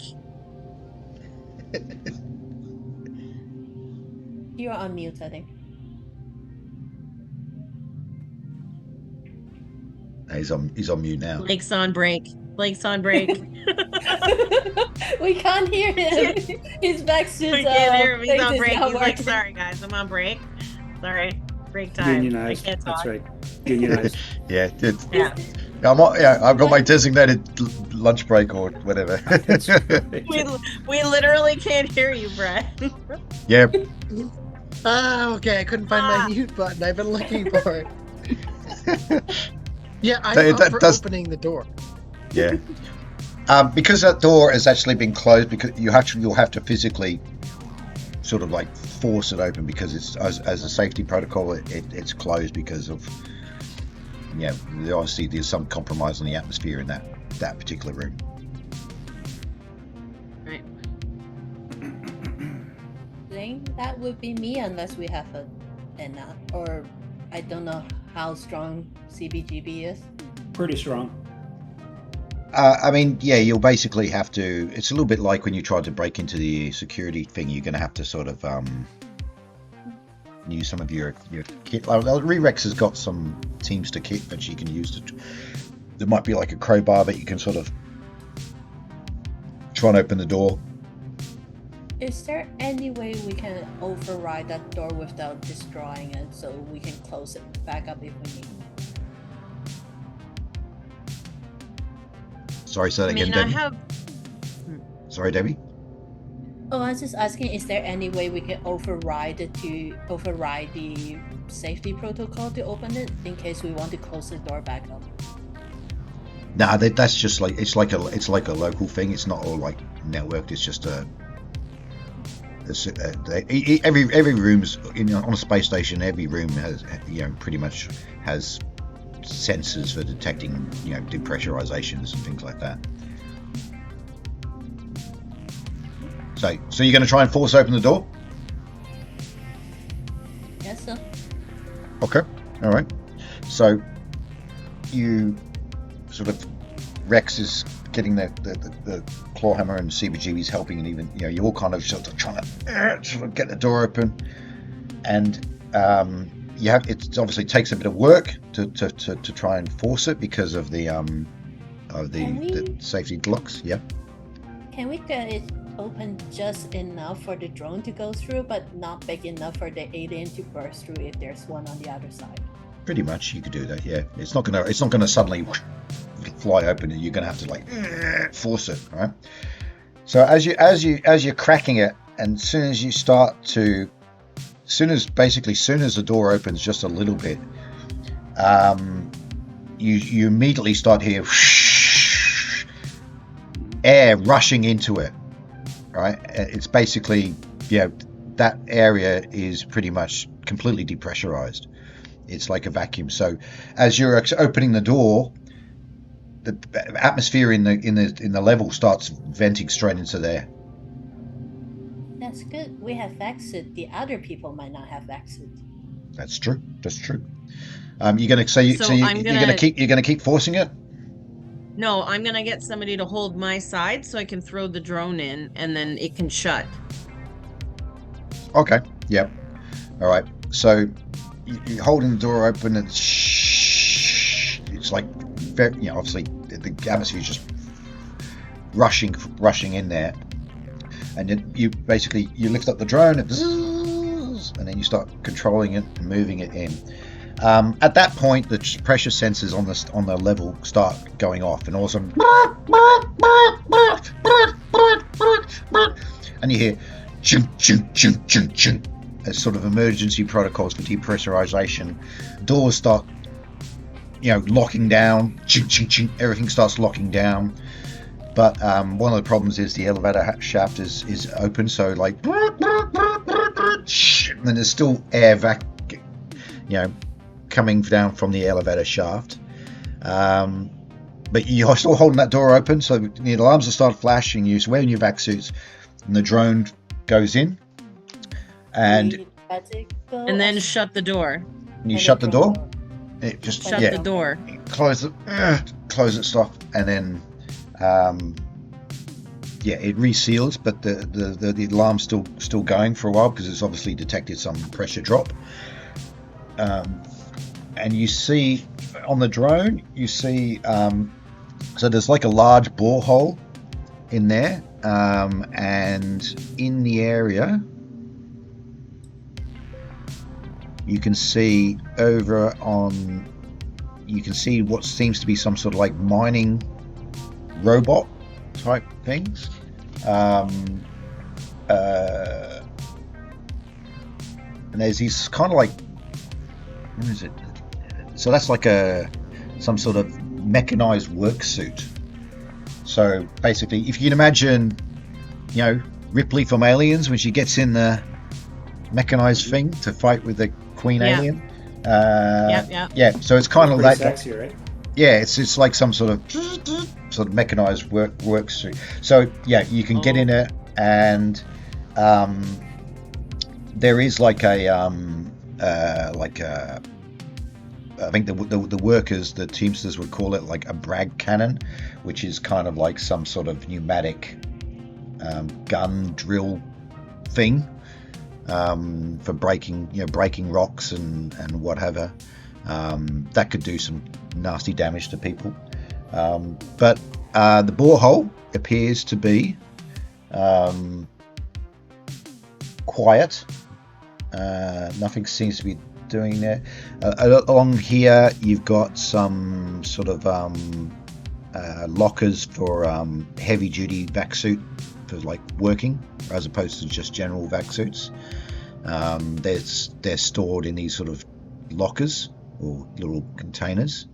But in this room, it appears to be, at this stage, no unusual activity, besides the fact that whatever is down that hole is obviously exposed to atmosphere. Okay, I'm gonna send. Exposed to vacuum. Yeah. Okay, I'm gonna send the drone down the hole. Okay. Can I ask a question? Yep. The door that we opened to put the drone through. Yeah. Was there any damage to that? Like, was there claw marks? Was there, like, is it beat up at all?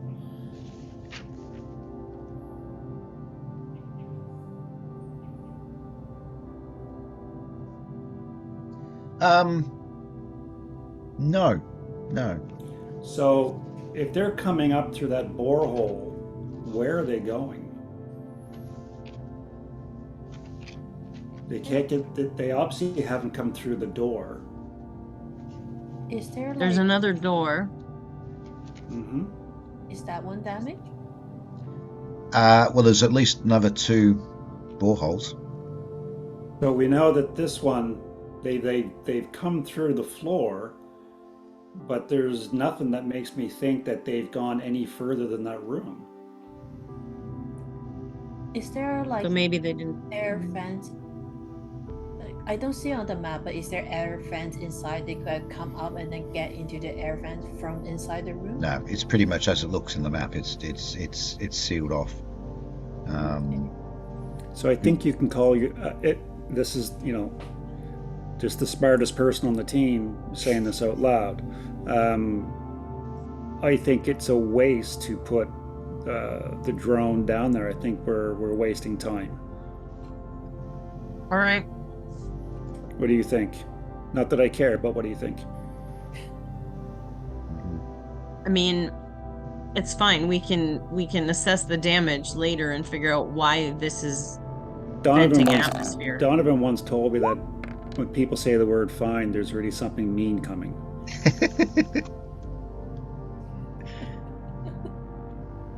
I'm not saying anything mean. Okay. I can bring the drone back out. That would be a first. You were getting on my last nerve, CB. Okay. The alarm that had been going off the doll? Show finally me where stops. The bad man touched you on the doll. The alarm that was going off before because of depressurization has now stopped, but it made a lot of noise, so you might have attracted some attention. Not through this door. Well, I mean, is the alarm localized? Is it just? It was the whole level this because area? the whole level shut down, locked down. Because Wouldn't the whole level?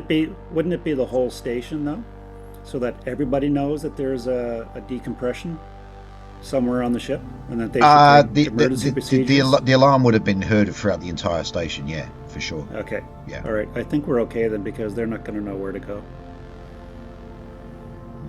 Or maybe there's a lot of them and they're all coming. Well, I think we should move away from this one anyway. So I'm going to pull the drone. We have to open the door again because actually I could take the drone out. The other door? No, the other door will be the same problem. Yeah. I'm going to bring the drone back, and we got to open the door unless you want me to leave my drone there for now. No, we probably should get the drone. All right, so you're gonna have the to alarm's again. Gonna go off again. Yeah, again you're gonna have to force it. Yep. Takes a couple of minutes to push it open again. Yep. Sure enough, alarms go off again, but you bring the drone out. Close the door. And then you close it again. Yep. All right. So where you heading now? I guess we should check the other two then. Mm-hmm.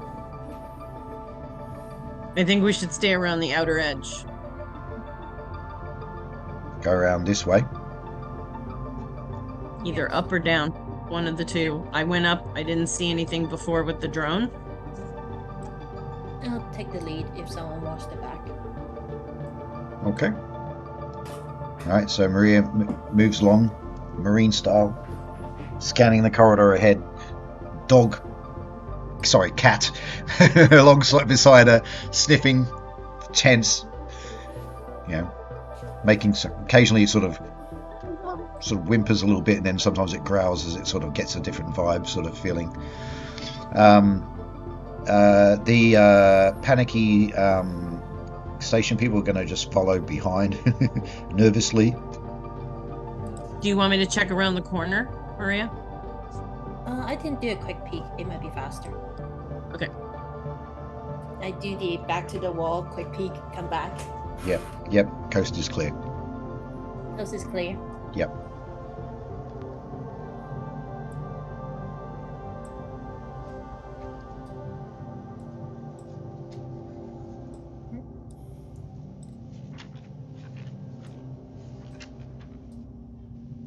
It's just me and Maria. Everybody else Where is everyone else?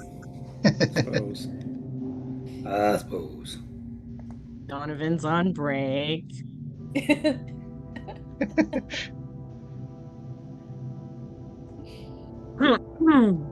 Okay, you two following along? CBGB and Donovan? Yeah, I'm trying to. Yeah. I'm just. Okay, here, I'll do this. Okay. Okay. Mopping out the ashes of my cigarette. Of your lung dart. All right. Hey. Maria, you suddenly hear a sound coming down the corridor. Alright. I tell them to stop for now. What kind of sound? The exact sound that you don't want to hear. Uh-oh. Move back, God. move back. Thing was 1,000 feet tall. All right, so they come around this corner. They've obviously come from one of the pylons, attracted by any sort of sound and so on. Yeah. What do you do, Maria? You going to open fire? I think we have to. There's no way to hide here. We can run. Sure, we Okay. had a flash grenade. Just 1 second. Or- set this up.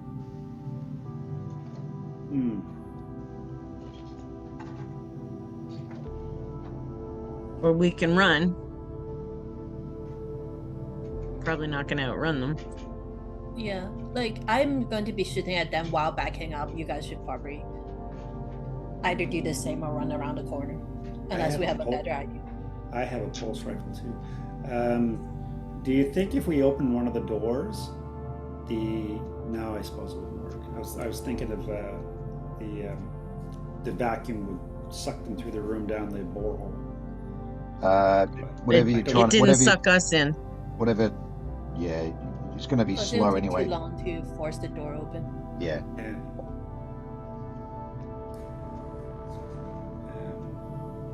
Okay, so basically, where you're at the moment is as No, follows. we have no furniture in this corridor that I can. This is what we failed at. All right, so there's Debbie with Cat next to her, and then we've got I do a whistle and cats run back around the corner. Rex, CBGB, Donovan, and we've got the panicky survivors at the back here.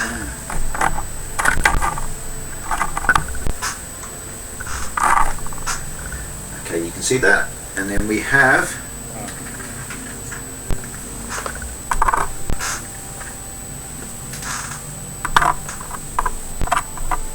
two of these aliens, these mutants coming down the corridor. Alright. I'm not gonna lie, they look smaller than us. But after not being able to talk to Aaron, I think that they're pretty vicious. I'm not gonna lie to you about our chances. Yeah. You Alright. guys are going to start fighting them. I'm going to run and go open the door and get that piece of equipment. Oh, the big sort of work suit thing. Yeah. You're going to come out there and say, "Get away from her, you bitch!" Yes, exactly. All right. So Rex, so you're going to run back down to try and get the work. However long I don't know how long it'll take me in the span of speed. So Tracy and CBGB are going to have to, and Donovan, they're the only ones who are armed. They're going to have to try and hold off these creatures, right? Yeah. I mean, or they can keep backing off and run away. Yeah, you could do like a fighting withdrawal, sort of like moving back through. Debbie, roll to see if you can do a combat check. I also have firearms, so it will be plus 50.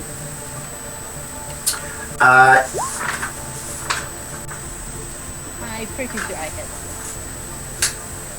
What did you roll? I'm sorry. I can't see. I roll an 8. Ooh. Oh yeah. Okay, so you're cool and collected. Now this is not your first firefight. You immediately So hitting with the pulse rifle does what does it do? It does 3d10. Nasty.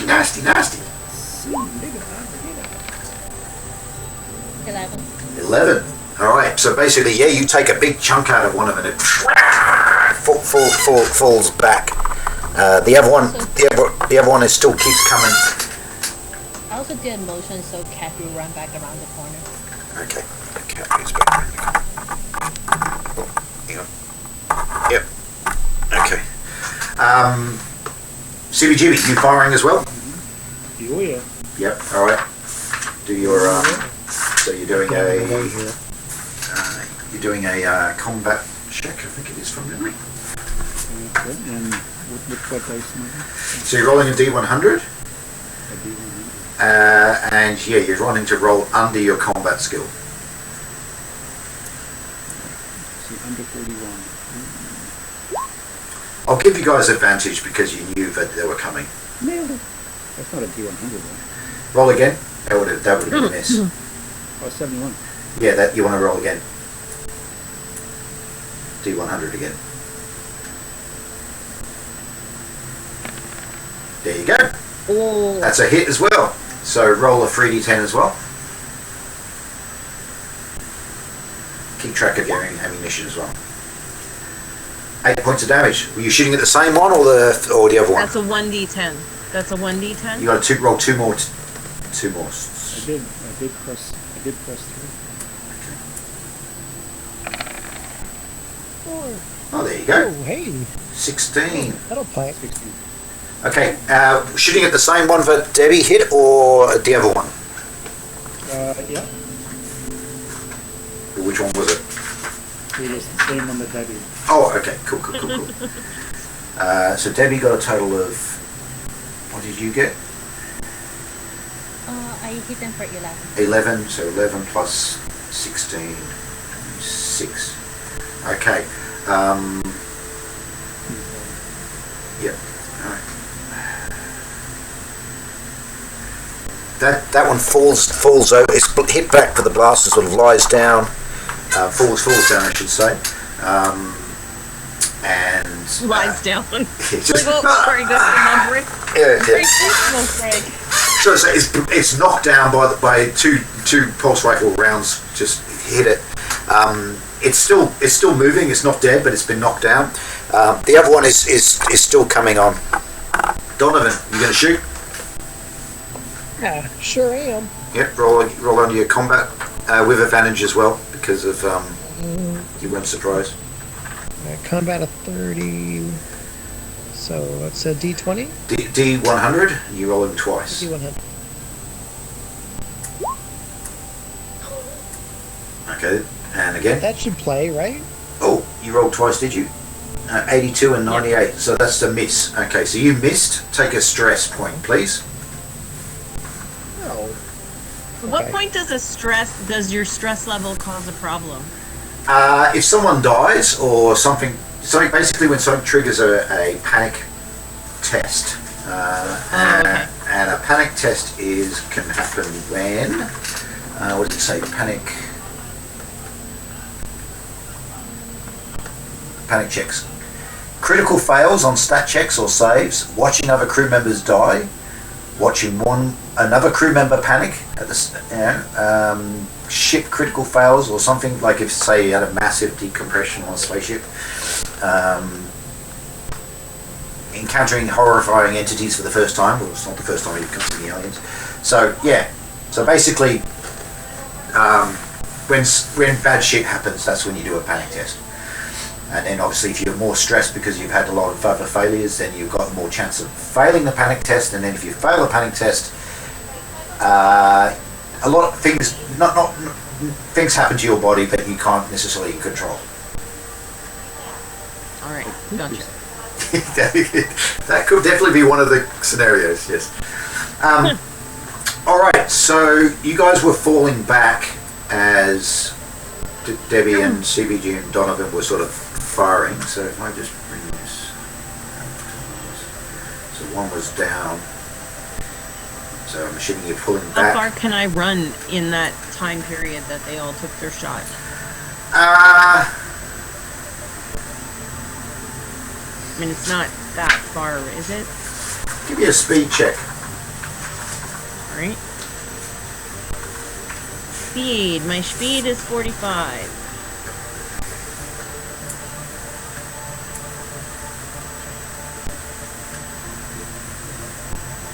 Yes. 34. Okay. All right. So very quickly you got back to the area, but you're still going to have to try and force the door open. Yep. And you're going to be by yourself, so it's going to take a few rounds to get it open. Yeah, I'm just going to use the crowbar that I had before. Yep. Okay.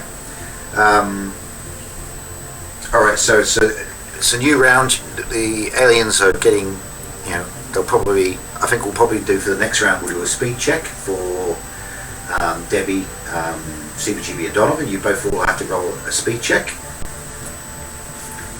These guys are going to run around the corner as well to try and, because they don't want to have anything to do with those creatures. You guys are pulling back.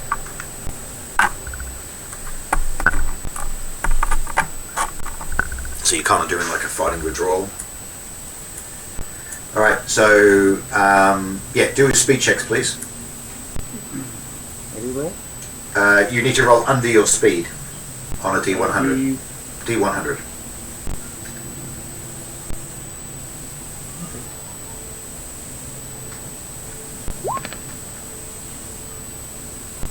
Yep. Okay. 37. Alright, what about you, Debbie? I didn't do it. What about you, Debbie and Blake? I definitely did not do it. Mm-hmm. And Donovan? D100?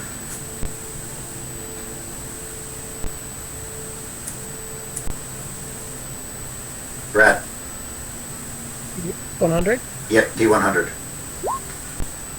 Oh, okay, you get first shot. So you can roll.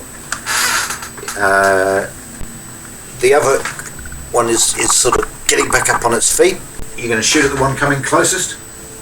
I better. Now, which one is taking the most damage? The one's further back. Okay. Yeah, let me keep going at that guy. The one that's just sort of getting back up. Yeah. Okay. Yep. Roll your combat check.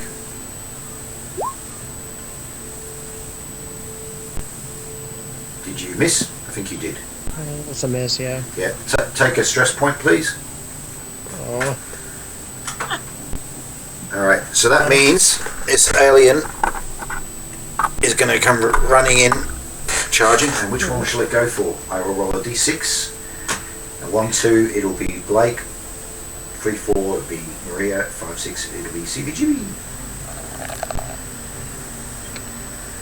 Maria. Alien comes rushing at you. Let's do that. Yeah, I'll just show you what they look like. There you go. I don't like that mouth. All right. What that mouse do?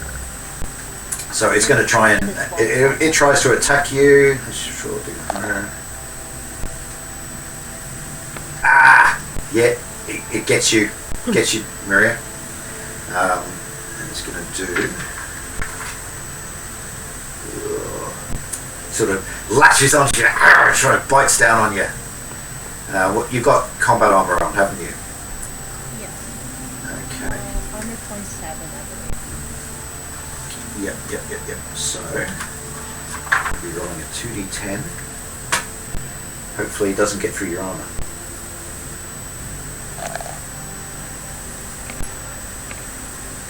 Oh!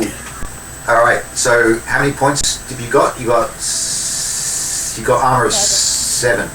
Alright, it rips through your armor and bites into you and does 10 points of damage. I am at -2 right now. Okay, so what that means is you take 1 wound. Okay. And then you're back up to your maximum health again. Alright. So So you back put to 18. So you put your health back to 18. You've taken 1 wound, but so you had 8 points of health left before. Yes. So you basically the health goes up, but it gets taken down again. So you took 10 points. So you take another 2 points off. So your 18 would go down to 16. But you've got 1 wound, and when you get to 3 wounds, you're dead. But I also need you to do a body save. What's your body save number? 27. Okay, just do a body save, please.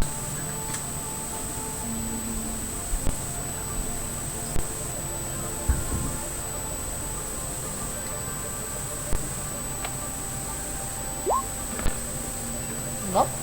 Okay. Oh no, it's a double. Oh, no. It's a critical fail. Oh, on a stave.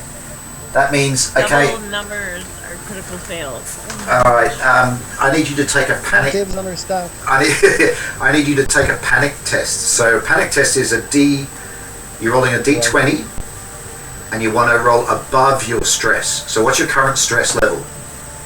3. Oh, okay. You're pretty still cool, calm and collected. So yeah, don't roll 1, 2 or 3 on a d20. Oh, net 20. Yeah, you just go, it's nothing. Get off me. Just shakes it off and goes, nah, I've had worse. All right, now because you now you can fire, so you can shoot straight back at the alien. If he's that close, can I? He's right in front. So he's got, and he just, yeah. So I'll give you an advantage. So yeah, just roll your combat check. And again, you rolled twice. 21 and 27. Okay, that's a hit. Yeah. So 3d10 damage. So basically, you just point blank, you just go bam, bam, bam. Shoot at the alien. 14. Bang. All right, it goes back. So it's just falls back as Rhea sort of takes a wound. Your armor's been ripped now, so basically you've got no benefit of your armor anymore. It's been just damaged and beyond repair. CBGB and Donovan can still fire though. Yep. Okay, go ahead, CBGB. This is a D100. Yep. Yep. On your combat check. Yep.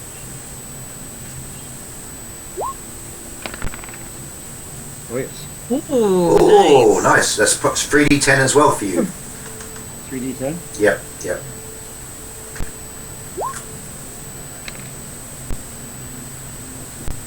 You did it again. I know. One more time. Okay, here we go. Oh my god. there you go. 13 points of damage. Okay. Mm-hmm. That's pretty good. That's good. Yeah, it definitely, it again, like the other one, it goes down.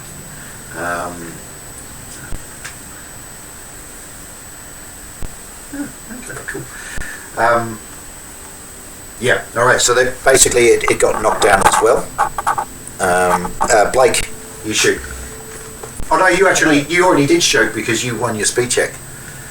Alright, so it's a new round. It's going to be a new round. So the alien vet is going to start coming down, and are you guys still sort of falling back as you're shooting? Yeah. All right. So assuming you're on the map, you're just falling back around the corner. How many rounds is it going to take me to get in the door and then get the equipment on? Roll a d6. I'll just randomize it. Just roll a d6.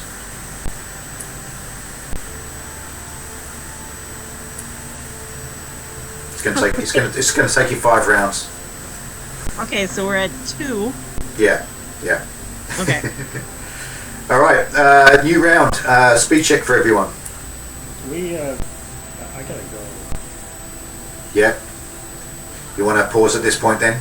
It's all very tense. You're in the middle of a firefight. You guys can carry on. No, it's probably about time to pull the pin anyway. We can end on a cliffhanger. Yes. All right. Mm-hmm. All right. Okay. In that case, yeah, we'll pause at this point and see what will happen next. Everything else? Everyone? No other questions or anything? No. Cool. It was awesome. Thanks, Neil. Always, Yep. All right. Yeah. Thanks very much, guys. Good to see you guys. Thanks for a Talk good. to you Thanks for a good game. See you next week. Yeah, it's Debbie, be careful climbing around on things, okay? I know.